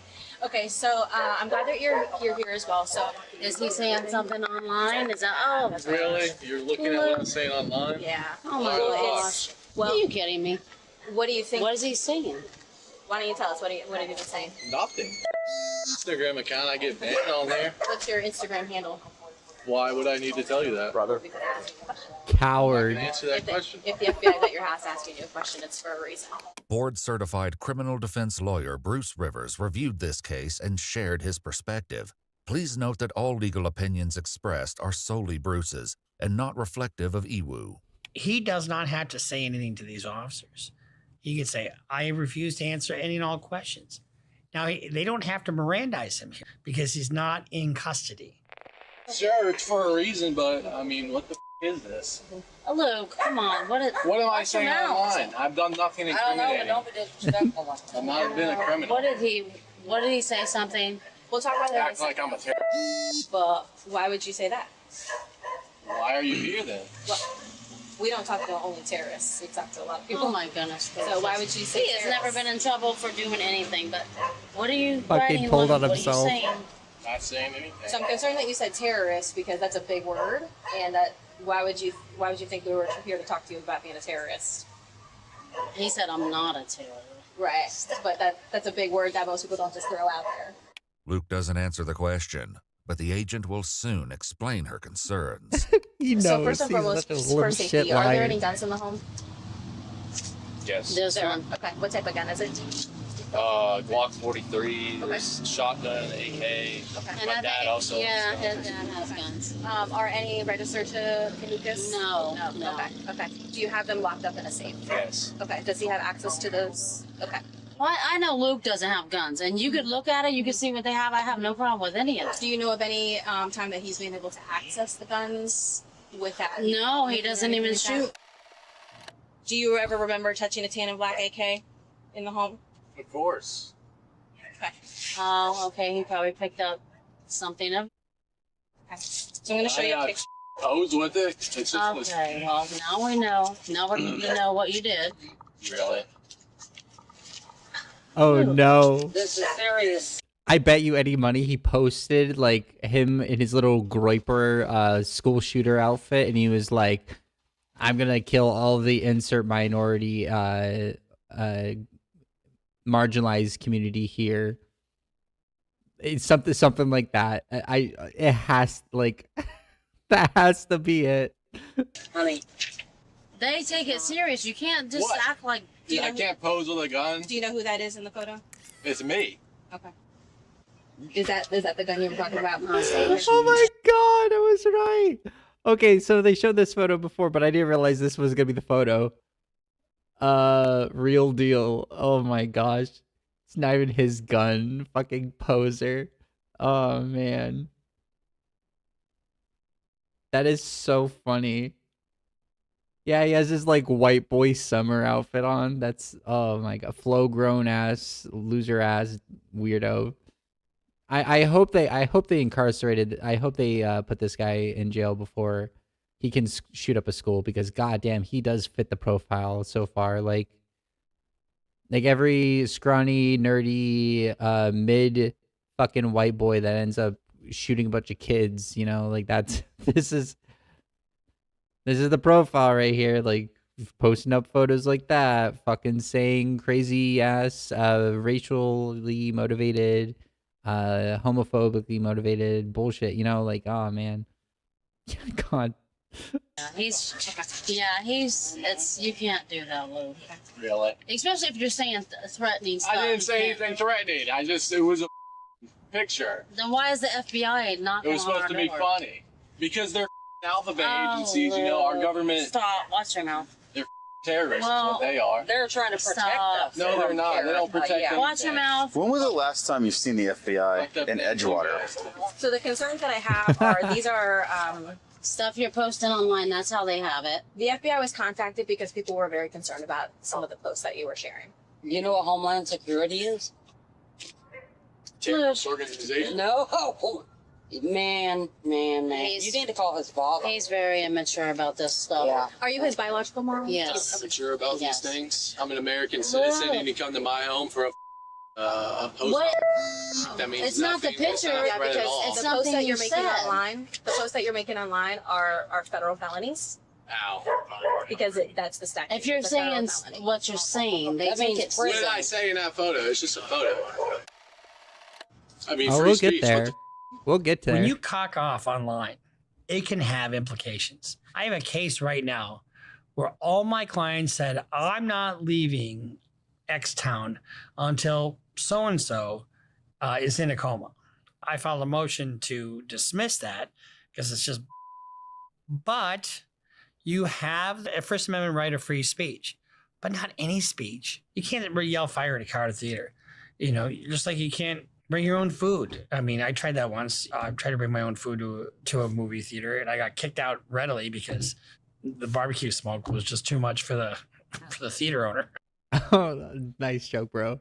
Yeah, no, I get like you can't incite violence against like minorities and then fucking post with a gun. You can like, oh man. Like obviously you're gonna be red flagged at that point. Like, come on. They acted like I'm about to plan an attack or something. threatening. You treating me like I'm a criminal. I don't know what you said, I've done though. nothing incriminating. They have to take it Yeah. serious. Okay, I like to point out that you're not being treated like a criminal because you're not in handcuffs. You're not being detained. All right, then. Okay, so let's point that out there. What a Let's be very clear victim. about that. Before the Aw. agent asks her next question, she tells Luke that lying I have seen video after video of like families being like ripped apart, doors being busted in, families being ripped apart, their entire house is being like destroyed because they came here in hopes of having a better fucking future. And this little shit is posting like how he wants to kill all the insert minority here's, right? Like he's sitting here like fucking post like doing mass threats against groups of people, and he's not even like been touched, and he wants to cry. Oh, fucking snowflake ass little bitch. Come on. to a federal agent during an investigation can result in a felony charge. That is true. If you lie to a federal agent, you know, I've got a case right now where my client is accused of that, and it's a federal felony. Are you familiar with the username Incel Revolution Soon? Yeah. Okay, what is that? It's just a handle I had on Instagram. So it's your handle on Instagram? Oh my god, imagine like calling yourself an incel. Bro, this kid, this goobus over here is like, I want to feel bad, but there's no way to feel bad because like everyone has the opportunity or everyone has the capability of like growing as a person, but instead he is sitting here like, oh, I'm unfuckable, and that's because of trans people, or like not like insert race here, or women are the problem, that's why I can't have like, dude, virginity, men's virginity is like a fucking sickness. It's crazy. I don't understand. I don't get that. I'm like, I'm ace. I don't get this. I never was like, oh, I feel lesser for being a virgin. I would like proudly be like, yeah, no, I'm a virgin. I don't care. Like, ooh, you had sex. Wow. It's not that fucking special, you know? Like, it's like like what I was saying earlier in the stream, the not having a healthy relationship with your sexuality leads to like bad outcomes. And this person is not having a healthy relationship with his virginity and it's leading to fucking bad outcomes, right? Like the fucking FBI is on his door now because of the shit he was posting because of his fragility towards his fucking virginity. It's I don't dude, this shit's like rolling downhill fast. It's gone now. It's banned. It just got banned. It gets banned all the time. Have you ever said anything like everyone, that's my instincts, that's what my instincts tell me? I mean, I've said it before. It's just jokes. Okay. Well, have you talked about how all... What?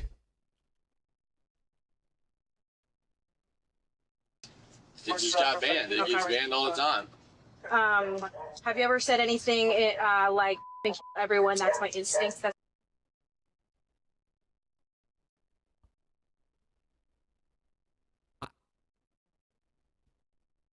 What the fuck?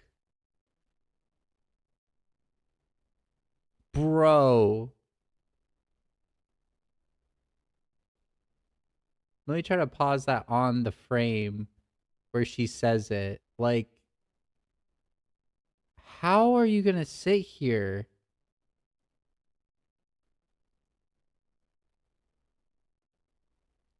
So it's your handle on Instagram? It was. It's gone now. It's What happened to banned. It just got banned. It gets banned all the time. Have you ever said anything like?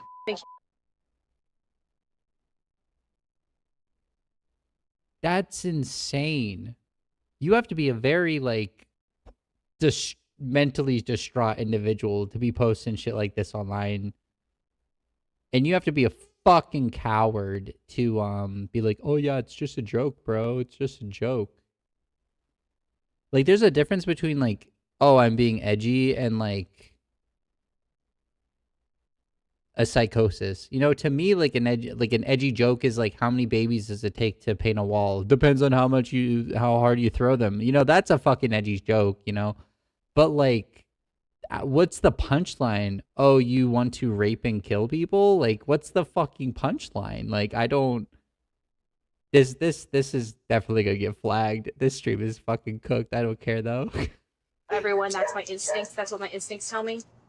I mean, I've said it before. It's just jokes. It's just a joke, bro. Have you talked about how? Like, okay, real quick, I'm sorry for pausing. Like, I'm a pause Andy about like everything, right?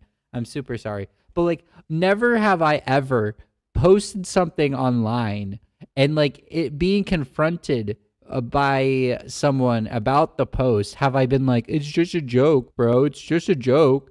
But like the right is like, that is their go fucking to. Nick Fuentes is like, Hitler was actually pretty cool. And like at the beginning of his career, whenever he was like threatened to be deplatformed, he was like, "Oh, it's just jokes. It's just a cookie joke, you know. There's no way to cook that many cookies in that amount of time. Like it's just a joke, bro. Like I can't imagine not like having the spine, and that's what it is. Like right wing like men are like fucking spineless cowards. Like they're the weakest, feeblest, like pathetic losers out there that desire the state to impose cruelty on others so they feel better. Like they don't actually have to do fuck all. They just get a high off of the cruelty the government does for them, and or they get to be in the position that has power to enact that cruelty, right? Like this is a fucking ICE agent wannabe 100%. Like if this kid was old enough, I bet he'd fucking I bet he would like sign on to ICE like that, you know, because then he might be able to enact the cruelty he desires to do, and that's why you don't see Proud Boys or the other fucking like Nazi fucking groups anymore, because they all joined ICE. You don't see them protesting or them around anymore. They're all in ICE. You don't need to fucking protest or be a paramilitary, like you don't have to be a fake paramilitary group. Now you just are the Gestapo, right? It's just, I just want to laugh at them. Like, you're such a fucking pussy. You're such a coward. Like, just be like, yeah, man. Yeah, I said that. What? Oh, it's just jokes. Consequences. Oh, it's just a joke, though. How all women need to be masked. No. What? Luke, watch what you're. What about the exact Zip phrase? it. Women No, need, I don't need it. I know women what need to be.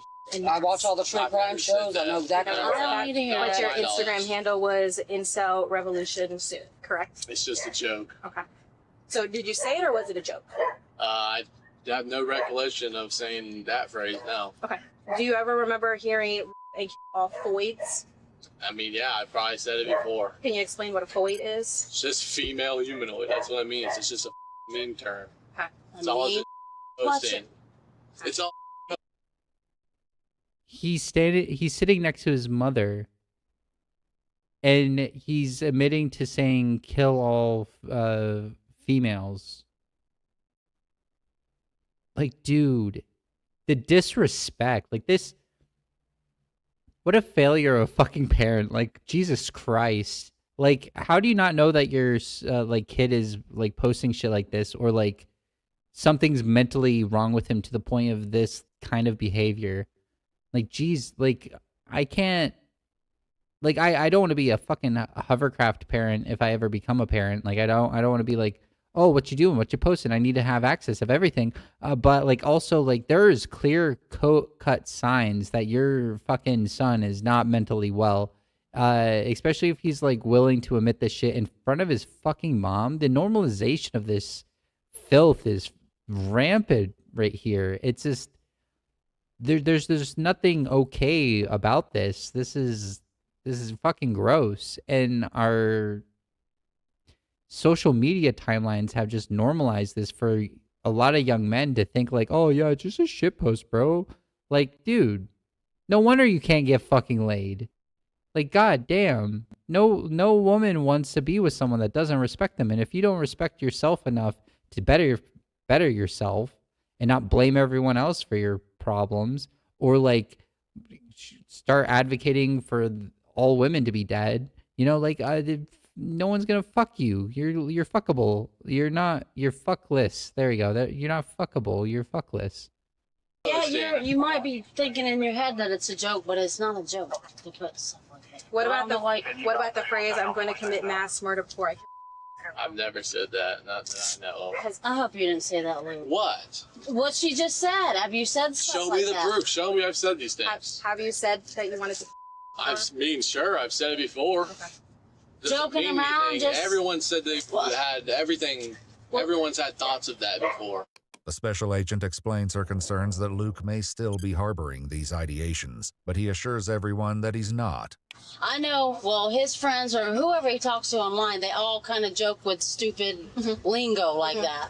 But he's never... Yeah. Wait, you're aware of this behavior and you're like, you have a fucking SS agent in your fucking household. And like, so yeah, no, yeah. She is as much to blame as the kid is, like just letting it fester. Jeez Louise. Probably chud herself. If I don't know. If my stepmom knew or heard me say this shit, she would not be okay. A lot of women in my life would have slapped the shit out of me. Like a lot of the women in my life would have slapped the shit out of me for saying stuff like this, you know? It's crazy. Listen, there are First Amendment protected rights. Absolutely. We care about those, but we also care about written threats, and that's where things are not protected. Those are not protected rights. Yeah. So making written threats online is a federal felony. So what about something like total Jew now bring it forth? It will happen soon, brother. It's all falling into place. Oh, Lou. Do you ever remember saying anything like that? I mean, I said it, I know. This particular conversation took place between Luke and another Instagram user by the name Sea Salty Man, who sent Luke what police describe as an anti-Jewish video. They traced the account to Luke's 19-year-old close friend, who they later questioned about the messages. I have a very certain opinion on Jewish people. Now, it's You're not allowed to have. Which it's not all Jewish people. It's just people that so happen to be Jewish that do evil things. After Sea Salty What Man a fucking coward, dude. Fucking Nazis are such cowards, man. Do I want to take all the wealth the billionaires have stolen from the working class and distribute it back into social services and robust safety nets and make sure every human being on the planet has a sustained fucking baseline of living that is not just like halfway starving and with a roof over their head, but like actually very comfortable? Abso-fucking-tootly.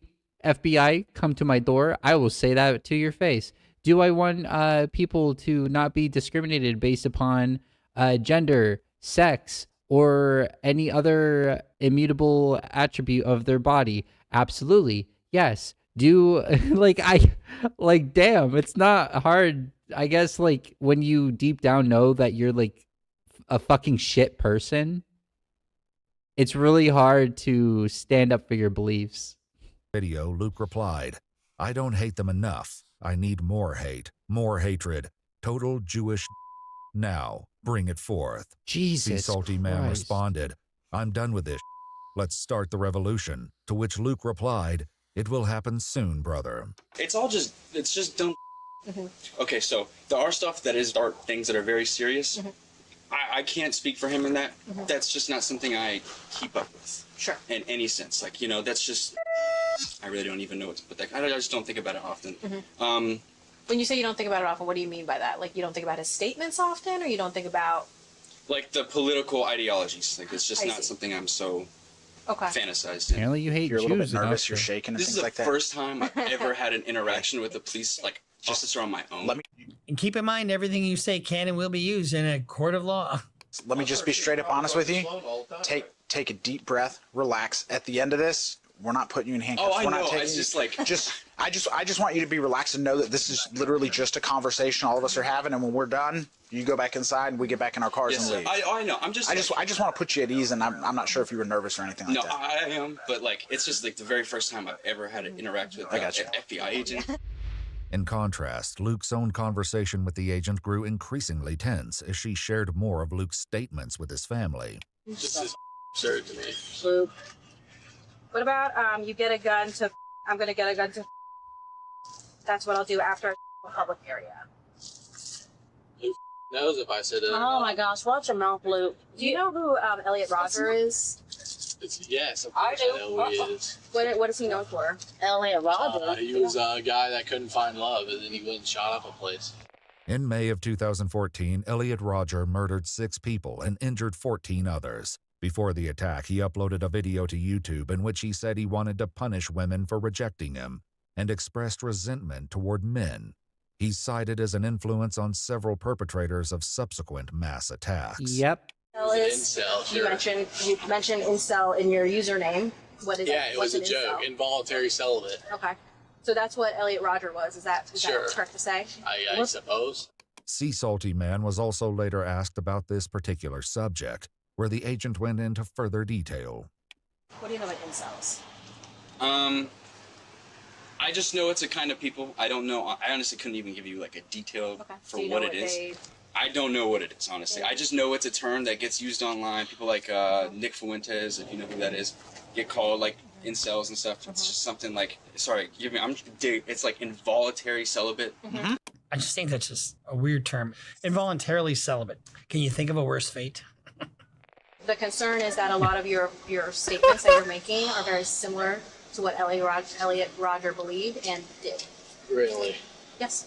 Luke. Yeah, you said I'm gonna shoot people. Like, what if It's we not. fucking... What? Why would you even use exactly what she's talking about. I don't It's even a know who it is. meme. There's multiple people on Instagram, thousands of people that call themselves incel revolution soon. Oh, I'm a true cell. Everyone says that. But some of the stuff you're saying is not. No, Cheers, not they say it too. everyone, They show- not all incels are stupid enough to be posting about how they want to commit terrorism and murder people and like, oh my goodness. Why?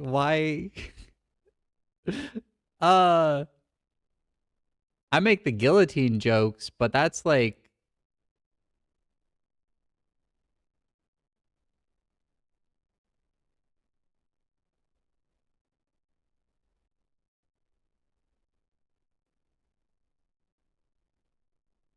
something I would defend.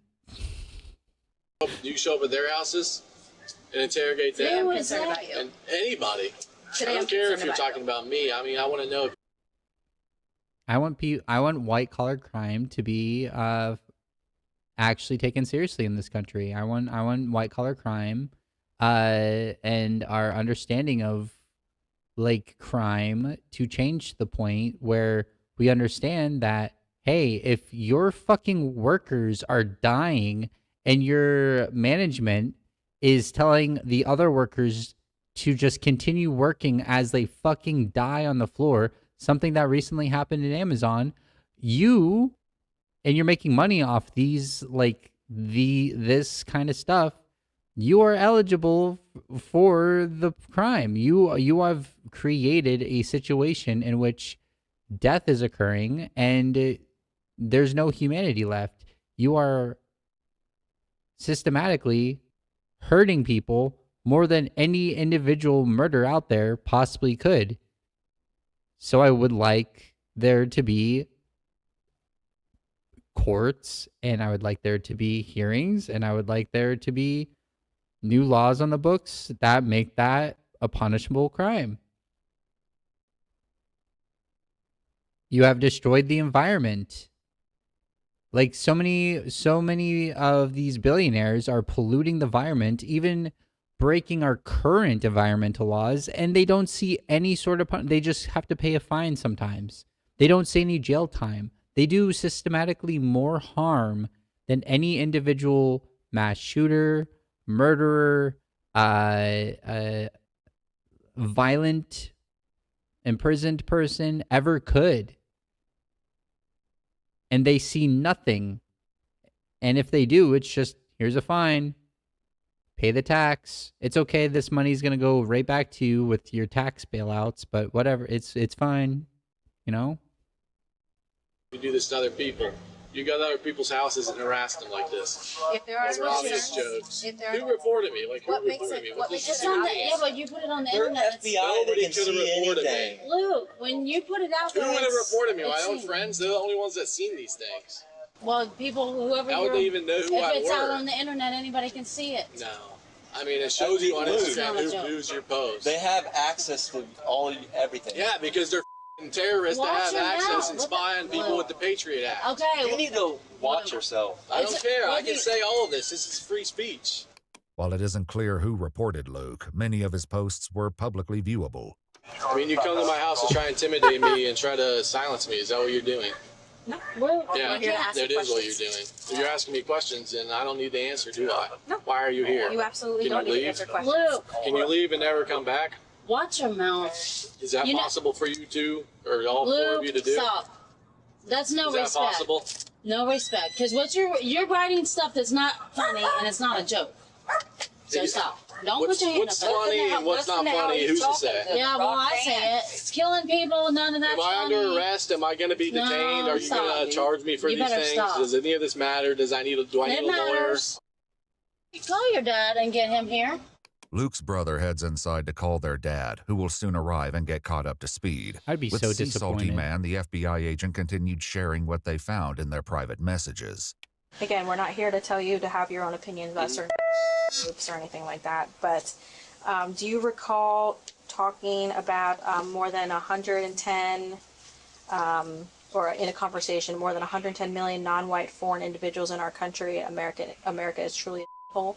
Does that sound, ring a bell? I know how he is. He's kind of racist. I'm not even going to lie. So that sounds like something that could have been said. Now, that line specifically doesn't really ring a bell, but it kind of... What about something that you may have said, I'm done with let's start the revolution? Okay, I saw that in the file. So I remember when that happened. That was with the whole Charlie Kirk thing, and that was on September 10th. And Lucas was the first person I was like texting and stuff, and we just got into one of those like arguments, not arguments, like debates. Not debate. We were like on the same side, but we were just like fired up, flaming, like just pretty much dumping. That's what that was. Okay. What about like follow up with that though? Him saying it will happen soon, brother. It's all falling into place, and then your response was, I'm not waiting. And then a discussion from you further was, this tyranny has infected the human race since the dawn of the Jews. Then he responded, you have to, blowing a fuse and committing an act of terror early benefits no one. It's when Breivik was retarded.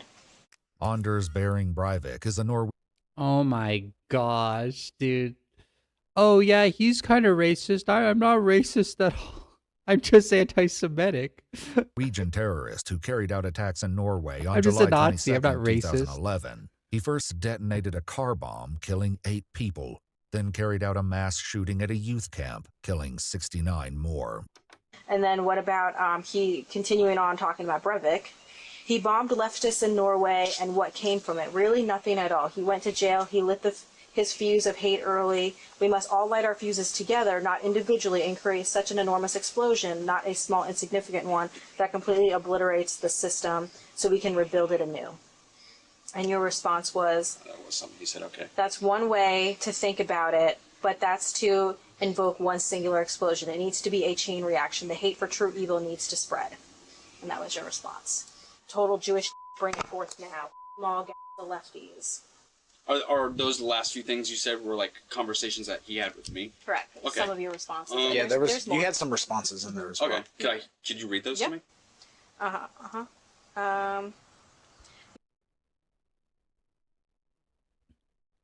It feels so one-sided. Do I think this person is like to his core evil? Yes. Do I think he's stuck being like this forever? No. Do I wish he was better? Yes. Do I advocate for policies that would make his life and the people within it and his loved ones have a better life? I'd like to think so. And that's not by me saying like, oh, I want to stop his freedom of speech or stop. I don't want to like take anything away from him. I want to have him live in a society where he has a say at work. He has a say in democracy. So he doesn't have to worry about bills because he can't afford to even pay for his baseline needs. And these people over here, like, I want the positive things of my policies to help even the people that want me dead. And he's over here just wishing everyone that's not like him dead, which is crazy, you know? Like, I don't...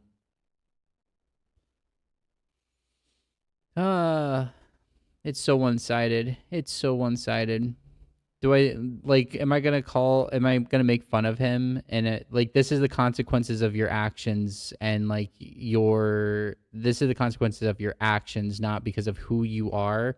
I don't care that you lack melanin in your skin. That's not even a fucking thing, right? So it's not like, oh, I'm going to try to oppress you because you're white or like a Nazi. It's, I want like the policies that I desire to be passed to also benefit you despite you being a evil, wicked person.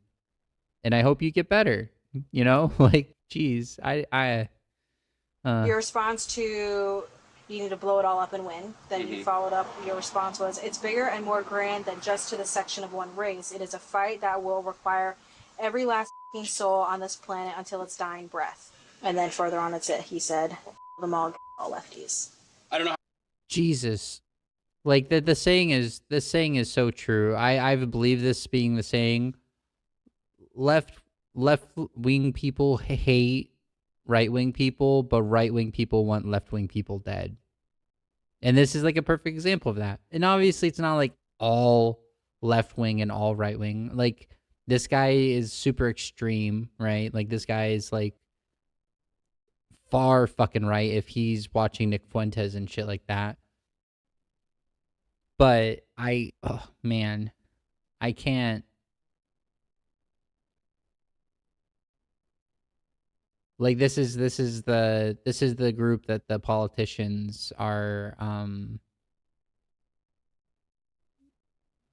more aligned with than any right now, is like this kind of ideology, because it's the one that's most beneficial to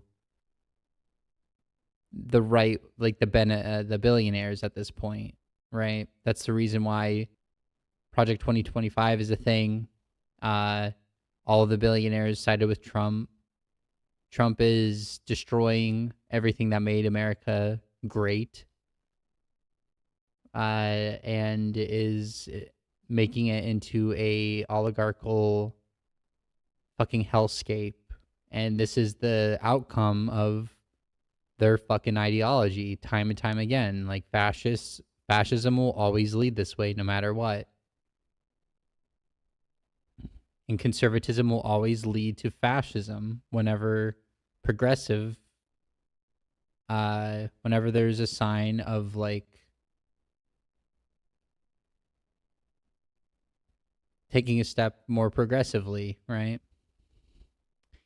Jeez. How much you guys would believe me, but on my end, that's just emotional banter. Because that was around the time of the Charlie Kirk thing. That should be on September 10th or 11th, right? That's all that was. And since then, obviously, like, I've calmed down, and most of the world has.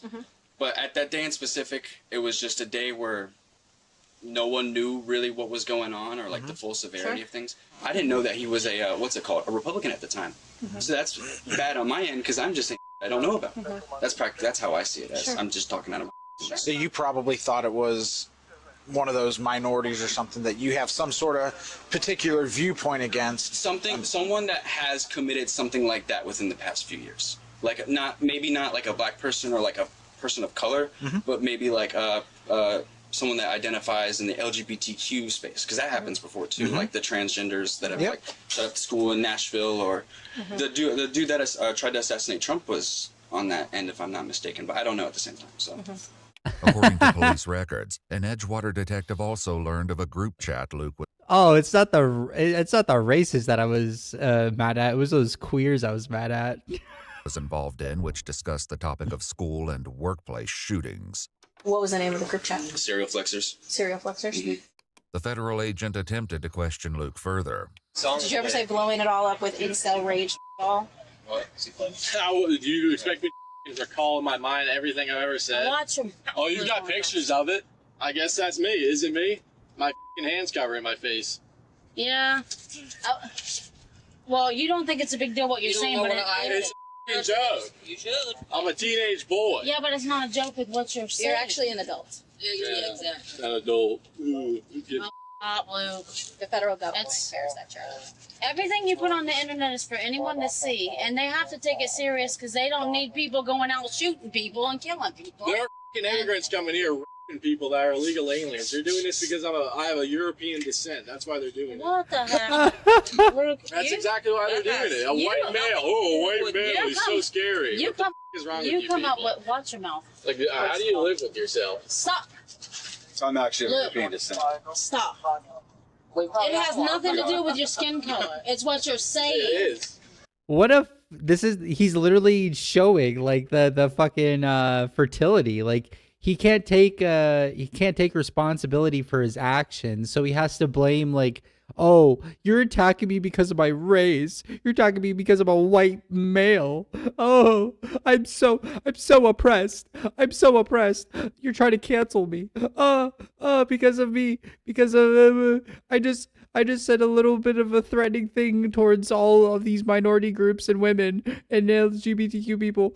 But you're trying to oppress me because I'm I said I wanted to kill them all, but like my whiteness, you're oppressing me. What a fucking baby. What a fucking joke. Jesus Christ. They're all like this too. They are all like this. I have never met a single fucking right winger that can take responsibility of their actions, which it is fucking hilarious because it's like fiscal responsibility. Like I thought that was a conservative thing, is like take responsibility, right? Like, oh, I'm a sturdy hardworking conservative man that was pulling themselves up by their bootstraps. You know, I'm taking responsibility for my stuff. Why do you need the government to hand out for you? Seems like you're a little baby that wants a fucking nanny state, blah, blah, blah. But they can't fucking take responsibility for shit. They can't take the responsibility for ass. It's so good. It's so good. What a fucking... I love it. Love to see it. How many people have seen this? 5.2 million. Oh, man. It's what you're saying. Now stop. Luke has already been told that he's not being detained or placed under arrest, leaving one of the officers wondering where this may be heading. If anybody else What's going to be the end result here? It's going to be 10, 10 12 or what? Roxy. No, this is it, huh? Legal name is Nina? Yeah. Just doing an investigation. So, with your consent, She's gonna because end this up is your doing that in home, the I future. would, Like, not today. Not today. Sure enough, the federal agent has a larger plan in motion, one she will not be revealing today. In the meantime, the situation grows more tense when Luke's dad arrives at the scene. Sir? It's a joke. No. Let's catch him up on everything first.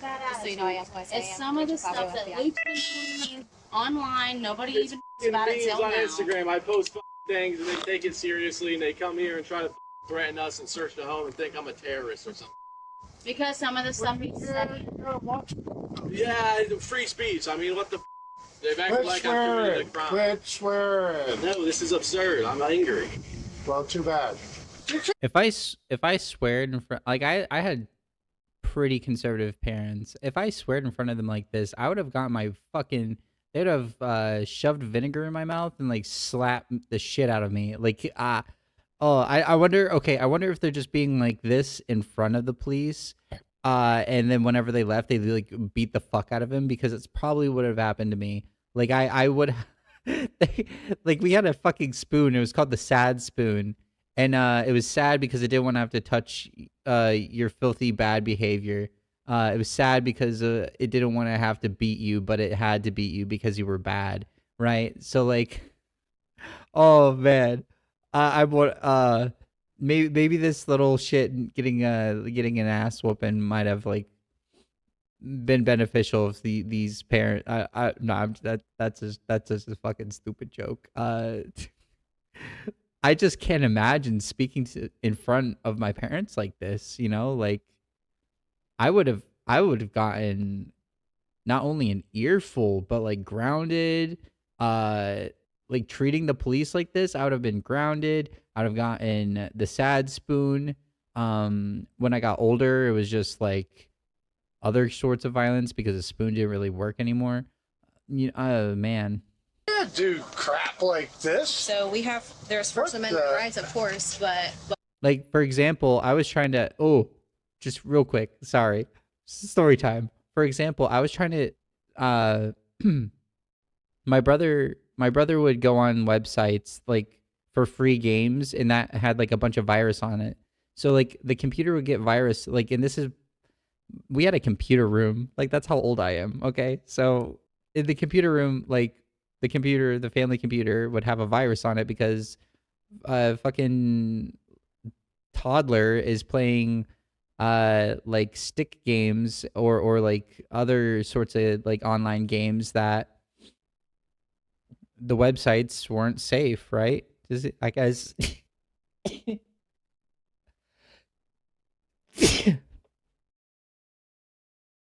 Sorry, I sneezed. I don't know if you heard that. I tried to mute in time.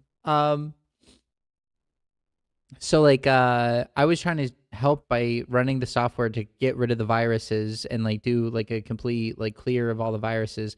And like I'm sitting here like trying to do that, and my stepdad is just over my shoulder like reeing me. Like all I ever used was like MySpace back then, and back then it was MySpace and YouTube. And there was this one website that I watched free anime on, but I used the virus software to make sure it was safe, and it was safe, right? Like I wasn't like it had to be like the weird like God knows where it was games, right? Or even maybe the LimeWire that my stepdad was using at the time to definitely do legal things, right? I don't know.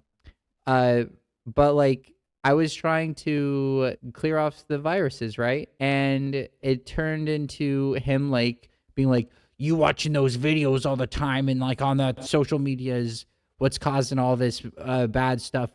Like this is like you keep on breaking the computer. Like you need to quit that shit. And I'm like trying to fix it because he didn't know how to. And I'm like, I'm trying to fix it. I don't know why you have to be such a douchebag right now. Like it wasn't, and I went to say it wasn't me, but I couldn't because he decked me in the fucking jaw, right? So like me just saying douchebag, me just being like, why you have to be such a douchebag right now? This is what fucking got me clocked in the mouth. So like, especially saying mean things to other people, I would have gotten what we called a Gib slap, which is a slap in the back of the fucking head. Because of that show NCIS, you know, there's this character called Gib, and he gets slapped in the head when he says stupid shit.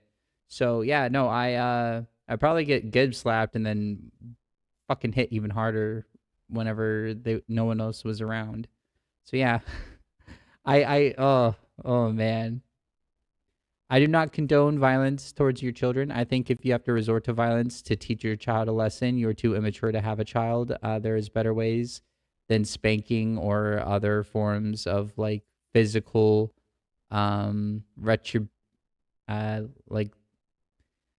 punishment, you know, and you need to make sure you explain to them why they're being punished and like the outcomes of like why this will benefit them in the future if they stop that behavior, right? But let's continue. Story time over. But when it becomes a written threat, it becomes a big concern. It's just a joke, and they This was posted on. It don't matter, Luke. That's serious. You can't do that. Because you're not taking it serious. It's not a joke to everybody else. It's not serious at all. It's laughable. It's stupid. No, it's not. Stop. With Luke's dad now informed of why they're here, the agent revisits her earlier concern about guns in the home. I can take all my weapons and put them in a gun safe That would be great. at my shop. That would be. I thought they were in your safe in the room. And this is strictly to control, but this is strictly because of the safety concerns that we're having. As an example, some of the threats were women need to be in mass. Oh my gosh! What the? I'm gonna get a gun. That's what I'll do after I a public area. Are you kidding me, Luke? See, this dad's response is better. Everyone, that's my instincts. That's what my instincts tell me. I don't want to hear none of that. Okay. I'll So take that's the why I'm guns for the concerns. and put them in my gun safe. What questions do you have for me? None really. It's all a shock to me. I didn't know any of the pictures. I didn't know any of this stuff. Because they all think the buddies he talks to, it's all a big joke to slander different ethnic groups and all the stuff they think is funny. And that's First Amendment protected. Yeah. It is. No matter how you feel about it, it's First Amendment protected. But what is not Yeah, protected well, is the written threat.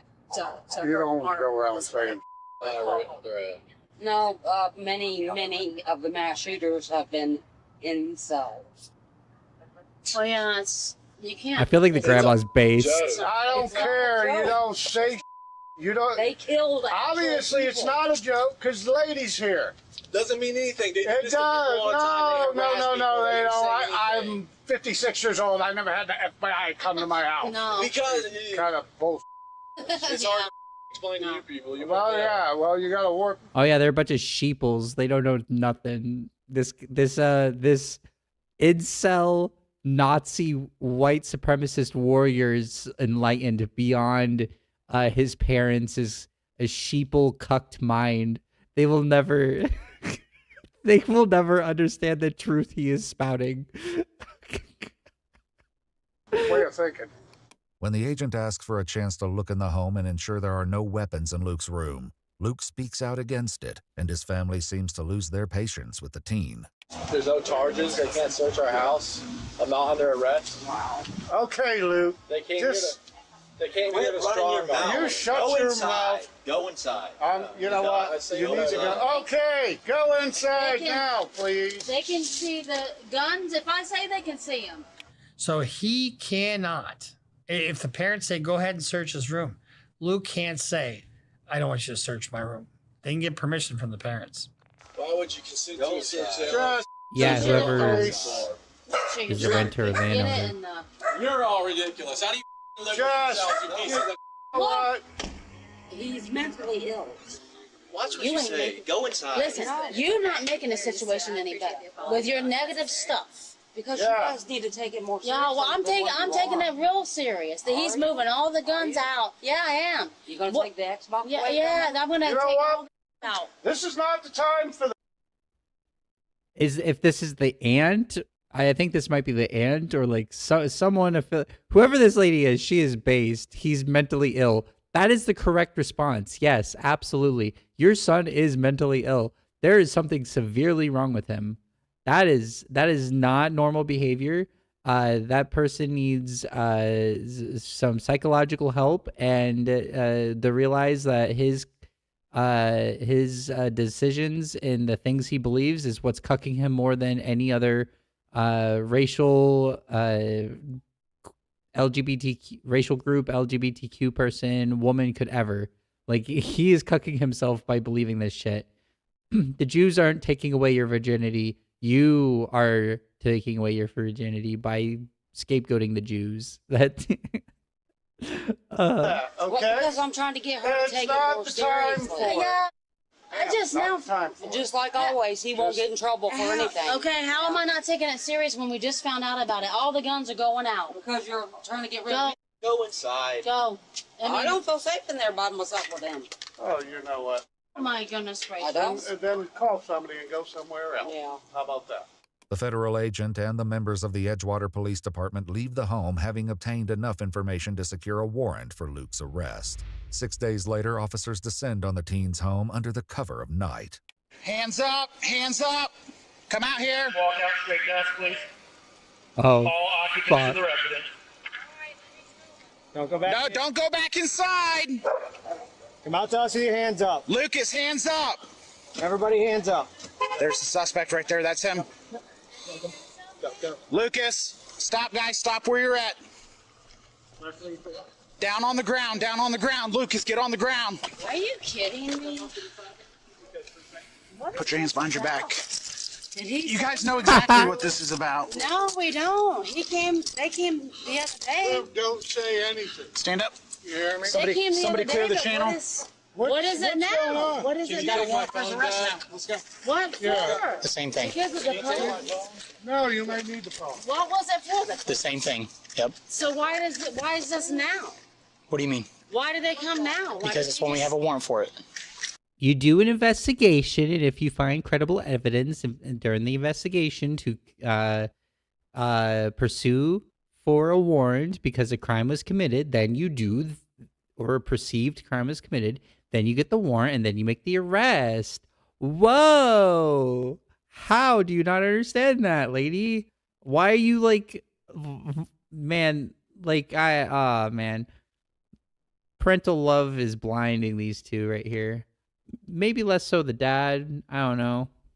But like your son is a fucking Nazi. Like, geez, I failure on your guys' part.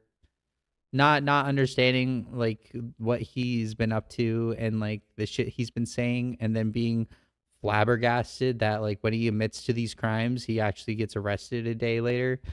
Damn. Really? Yes. Luke, Wow, really? don't say nothing. So when you're charged with a crime, they can charge it out one of two ways. They can charge it out by summons, where you get a letter in the mail and say, you have a court date on this particular date, please come to court. Or they can charge it out by warrant. And in cases that involve violence or potential threats of violence, they do it under the cover of darkness, and they do it without telling you. So after that first visit with the FBI, what I would have recommended for him to do, call a lawyer right now. And that lawyer starts interacting with the prosecutor. They would have had a heads up. And what we do is, okay, well, he'll turn himself in. You're gonna do it, issue the warrant on Friday. He'll turn himself in on Friday.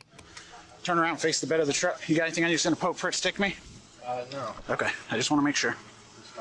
Gotcha. You've got a warrant for your arrest for written threats to kill or do terroristic attacks. Do you understand? Yes. All right. Spread your feet. This is ridiculous. It's not ridiculous. Yeah, it is. I mean, the post, I agree. That was all This crazy. this is not ridiculous I think it's ridiculous. Why didn't they just take him that day then? because they didn't have it that day. It requires investigations. This requires time. Yeah, I know what he was saying. I agree with that. That was all wrong, but Well, this is the result of that. It's taken very seriously. It's taken very seriously. Yes.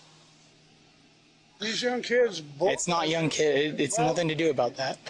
I think. Oh, the kids these days, they just normally just talk about killing, but doing mass shootings and stuff. That's just normal kid behavior. Like, it's just the kids these days. Like, what the fuck, dude? These parents are psycho. Your kid is like saying, I want all women to be dead. I want all Jewish people to be like you. And you're over here like, wow, whoa, not just the kids these days. I know the kid. I understand that. I understand he's your son. Here, put it this way. He's not gonna go kill someone. Do you know that? Put it this way, right? Every parent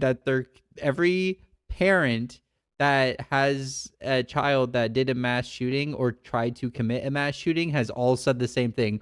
He wouldn't go do the thing. No, he would do the thing because he's not mentally well and he is a very angry, cucked individual. he's emotionally cucked because he doesn't know how to deal with his emotions, and he's physically cucked because of his emotions. So, he saying that you're going to do the thing is the thing that leads to doing the thing. And if he's open enough to say that he's going to do the thing that many times to his friends, there's only a matter of time where it's more likely for him to do the thing. They were talking about how doing the violence was coming, is inevitable. When it's normalized through a small group of people, especially people that you interact with on a daily basis, it seems like an option more so than not. Like every parent that had a child that did a mass shooting would be like, I never saw this coming. Oh, they were such a good boy. They were, it's stupid. It's so stupid. So put it this way. If something does happen and we did nothing about it, then, There's nothing to do. He's here all the time. But he's not. Listen, he don't leave he's not in the prison house. cell, So at the end of the day, you have to understand that kind of stuff can't be taken lightly with the way the world is nowadays. While Luke's mom heads inside to get a pair of shoes for her son, his dad continues speaking with police officers. Yeah, for put on the internet, you go to jail for that nowadays. Yeah, if you're inciting mass murder of particular individuals, absolutely. If what do you got? Name names, or you just? No, you don't need to. You don't need to name names if you say that you're going to mass kill. Yes, that's not protected. That's not protected speech. Free speech is a protected constitutional right. However, there is a point where it goes from being free speech to being a crime. Any espousal of violence is no longer free speech. You cannot incite or request or make any attempts to say anything about violence. That becomes no more free speech. If you just simply say, I hate insert X group here, whatever. That is what it is. But you can't start espousing any kind of thing that says, I'm going to kill anybody. That's where it becomes a problem. A major problem, in fact, because the state of Florida deems it a second-degree felony, punishable by 15 years in prison. He don't leave the house. Great. Right now he doesn't. Until he's decided he's ready. You can't not take stuff like that seriously, and we will never not take that seriously. While behind bars, Luke reaches out to his brother in a recorded jail call. I don't know what they're thinking, even though I never meant nothing of it. Yeah, well, you're just going to have to be honest and tell them that, and you need to apologize. Yeah, I know. It's my friends talk to you or whatever. I don't know if they're going to ask you questions. Well, I'm sure everyone's going to be asking questions, and of course, everyone around here is constantly looking at that for new mug shots because they got nothing better to do. So people are going to find out. Yeah, it's humiliating. I don't know. You need to say some prayers or something. Yeah, you're acting like I'm getting hung on the gallows in Nuremberg or something. No, but you gotta go through this. I mean, Wait, did he just Nuremberg? Oh my god, this kid's such a fucking Nazi. Holy shit. Oh my god. He's in jail and he's like such a... You're acting like... No. Oh man.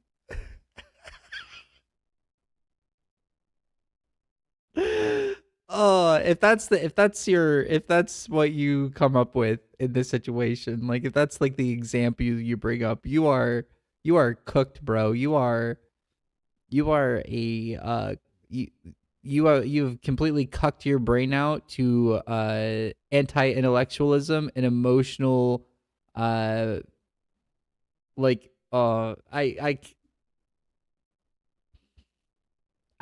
it's just hard to believe there's people. I deal with them on like a daily basis. I go on like Discord calls and like I debate them privately because they're too cowardice to fucking talk in public. I'm like, hey, you want to come on stream? And they're like, no, I don't want to.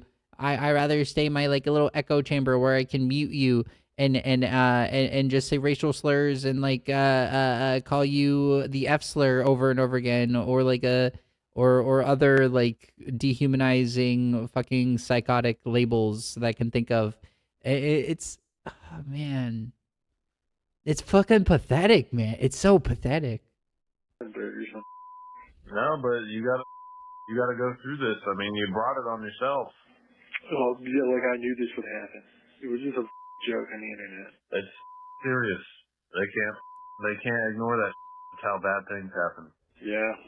Luke's fears that his friends would all find out were eventually realized, as this conversation between Sea Salty Man and the FBI took place after Luke's arrest and his subsequent release from jail on a $10,000 bond. Fully aware of Luke's legal consequences, the teen works to make his stance clear. I'm just going to put this on the record. I won't and can't relate to going and wanting to shoot up a place. That's absolutely mad. Mm-hmm. But certain people, I guess, can, just because that, like, ambiguous anger that has, like, built up in some people, especially like that sit in the house all day. They have no outlet, and all they do is they're chronically online. It's just not healthy. What are your thoughts now, looking hindsight? Definitely watch my emotions, and he definitely should do the same. Like, are you talking about, like, what I've learned from the whole experience kind of Not thing? really what you've learned, but what are your thoughts about his likelihood to maybe act on any of these types of threats? I think that's a joke. At what point does a joke become a reality? What's the line? Very good question. A joke, it depends on, like, certainly, like, the circumstance. But with this, like, with this specific situation, with him going out and harming something, I could sit here and say, because I've known him for so long, that I've seen the patterns, and who knows, but, you know, changes. So, truthfully, I don't know. The special agent and Edgewater police also visited the home of another of Luke's close friends. According to police records, Luke had sent him what they described as numerous threats and derogatory comments against women. These two Florida homes are like all Florida homes. They're either like a square, elongated duplex, or like this. That's how you know you're like meh class.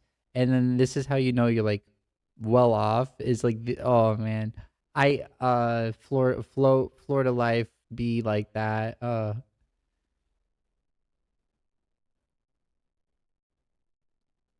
Bunch of white boys wilding out on the internet. I wonder how many times he's gonna say joke. One being like, I hate women so much it's unreal. Just seeing them makes me seethe with rage. Knowing other men women and I can't makes me seethe with rage. It makes me want to become a terrorist. World. Even if I ascended and somehow attained a woman, I would never truly love her. I just beat her. I hate them. From when I read it. Do you remember reading that? No. Sounds like he's just kind of got his blockers on and not really paying attention to it. And I know he's just like I am. We're like, oh yeah, that's them. Whatever. You don't think anything. But then he started saying it, and we're like, whoa, the world's different now. You can't say this, and that's them. What the? Her eyes. Knowing other men. I hate women so much it's unreal. Just seeing them makes me seethe with rage. Knowing other men women and I can't makes me seethe with rage. It makes me want to become a terrorist.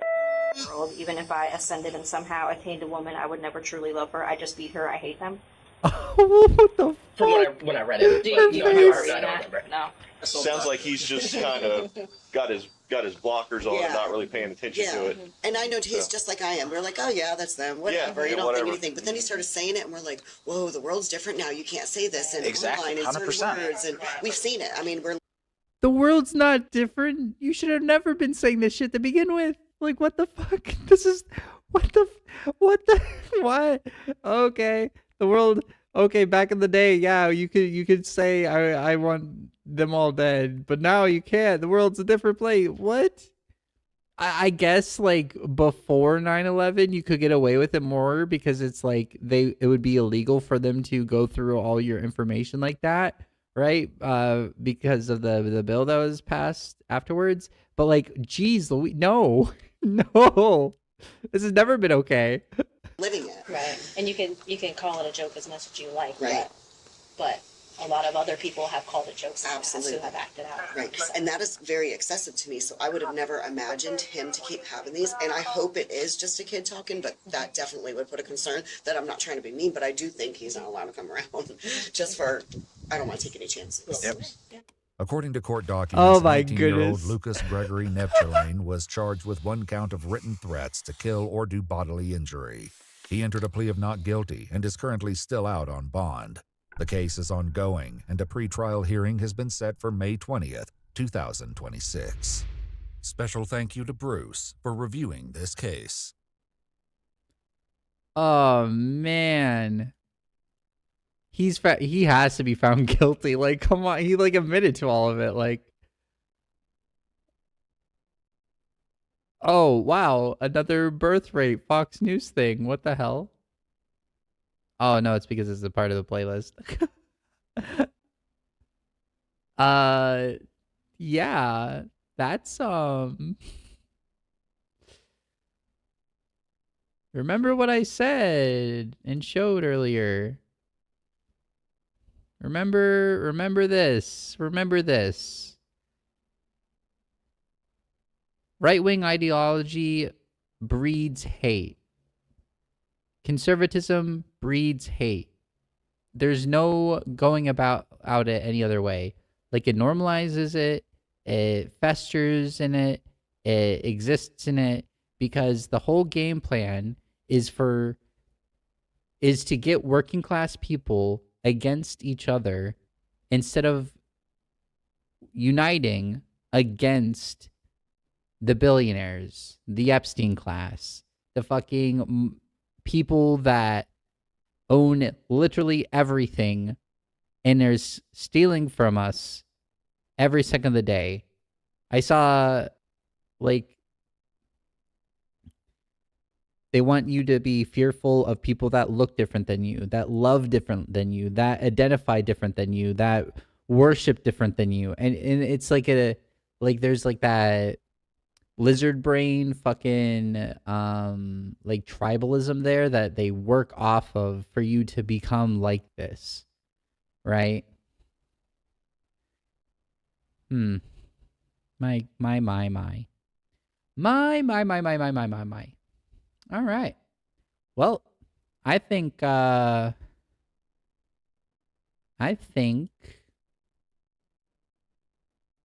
done everything that I had scheduled for the day. If you are, I want to watch that later after stream. If you are watching and you watch to the end, wow, I appreciate it. You should like and subscribe. And I think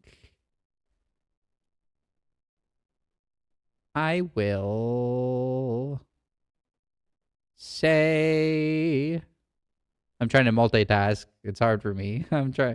Nope, that's not what I wanted. That is not what I wanted. Excuse me, but that's not what I wanted.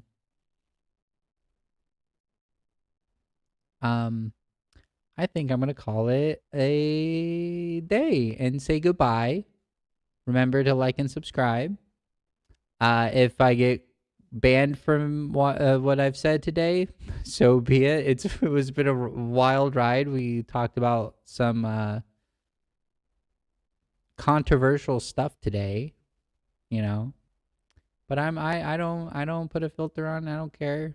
I'm just here to vent and get something out, you know. So I hope you have a wonderful day, and I will see you in another month. Adios.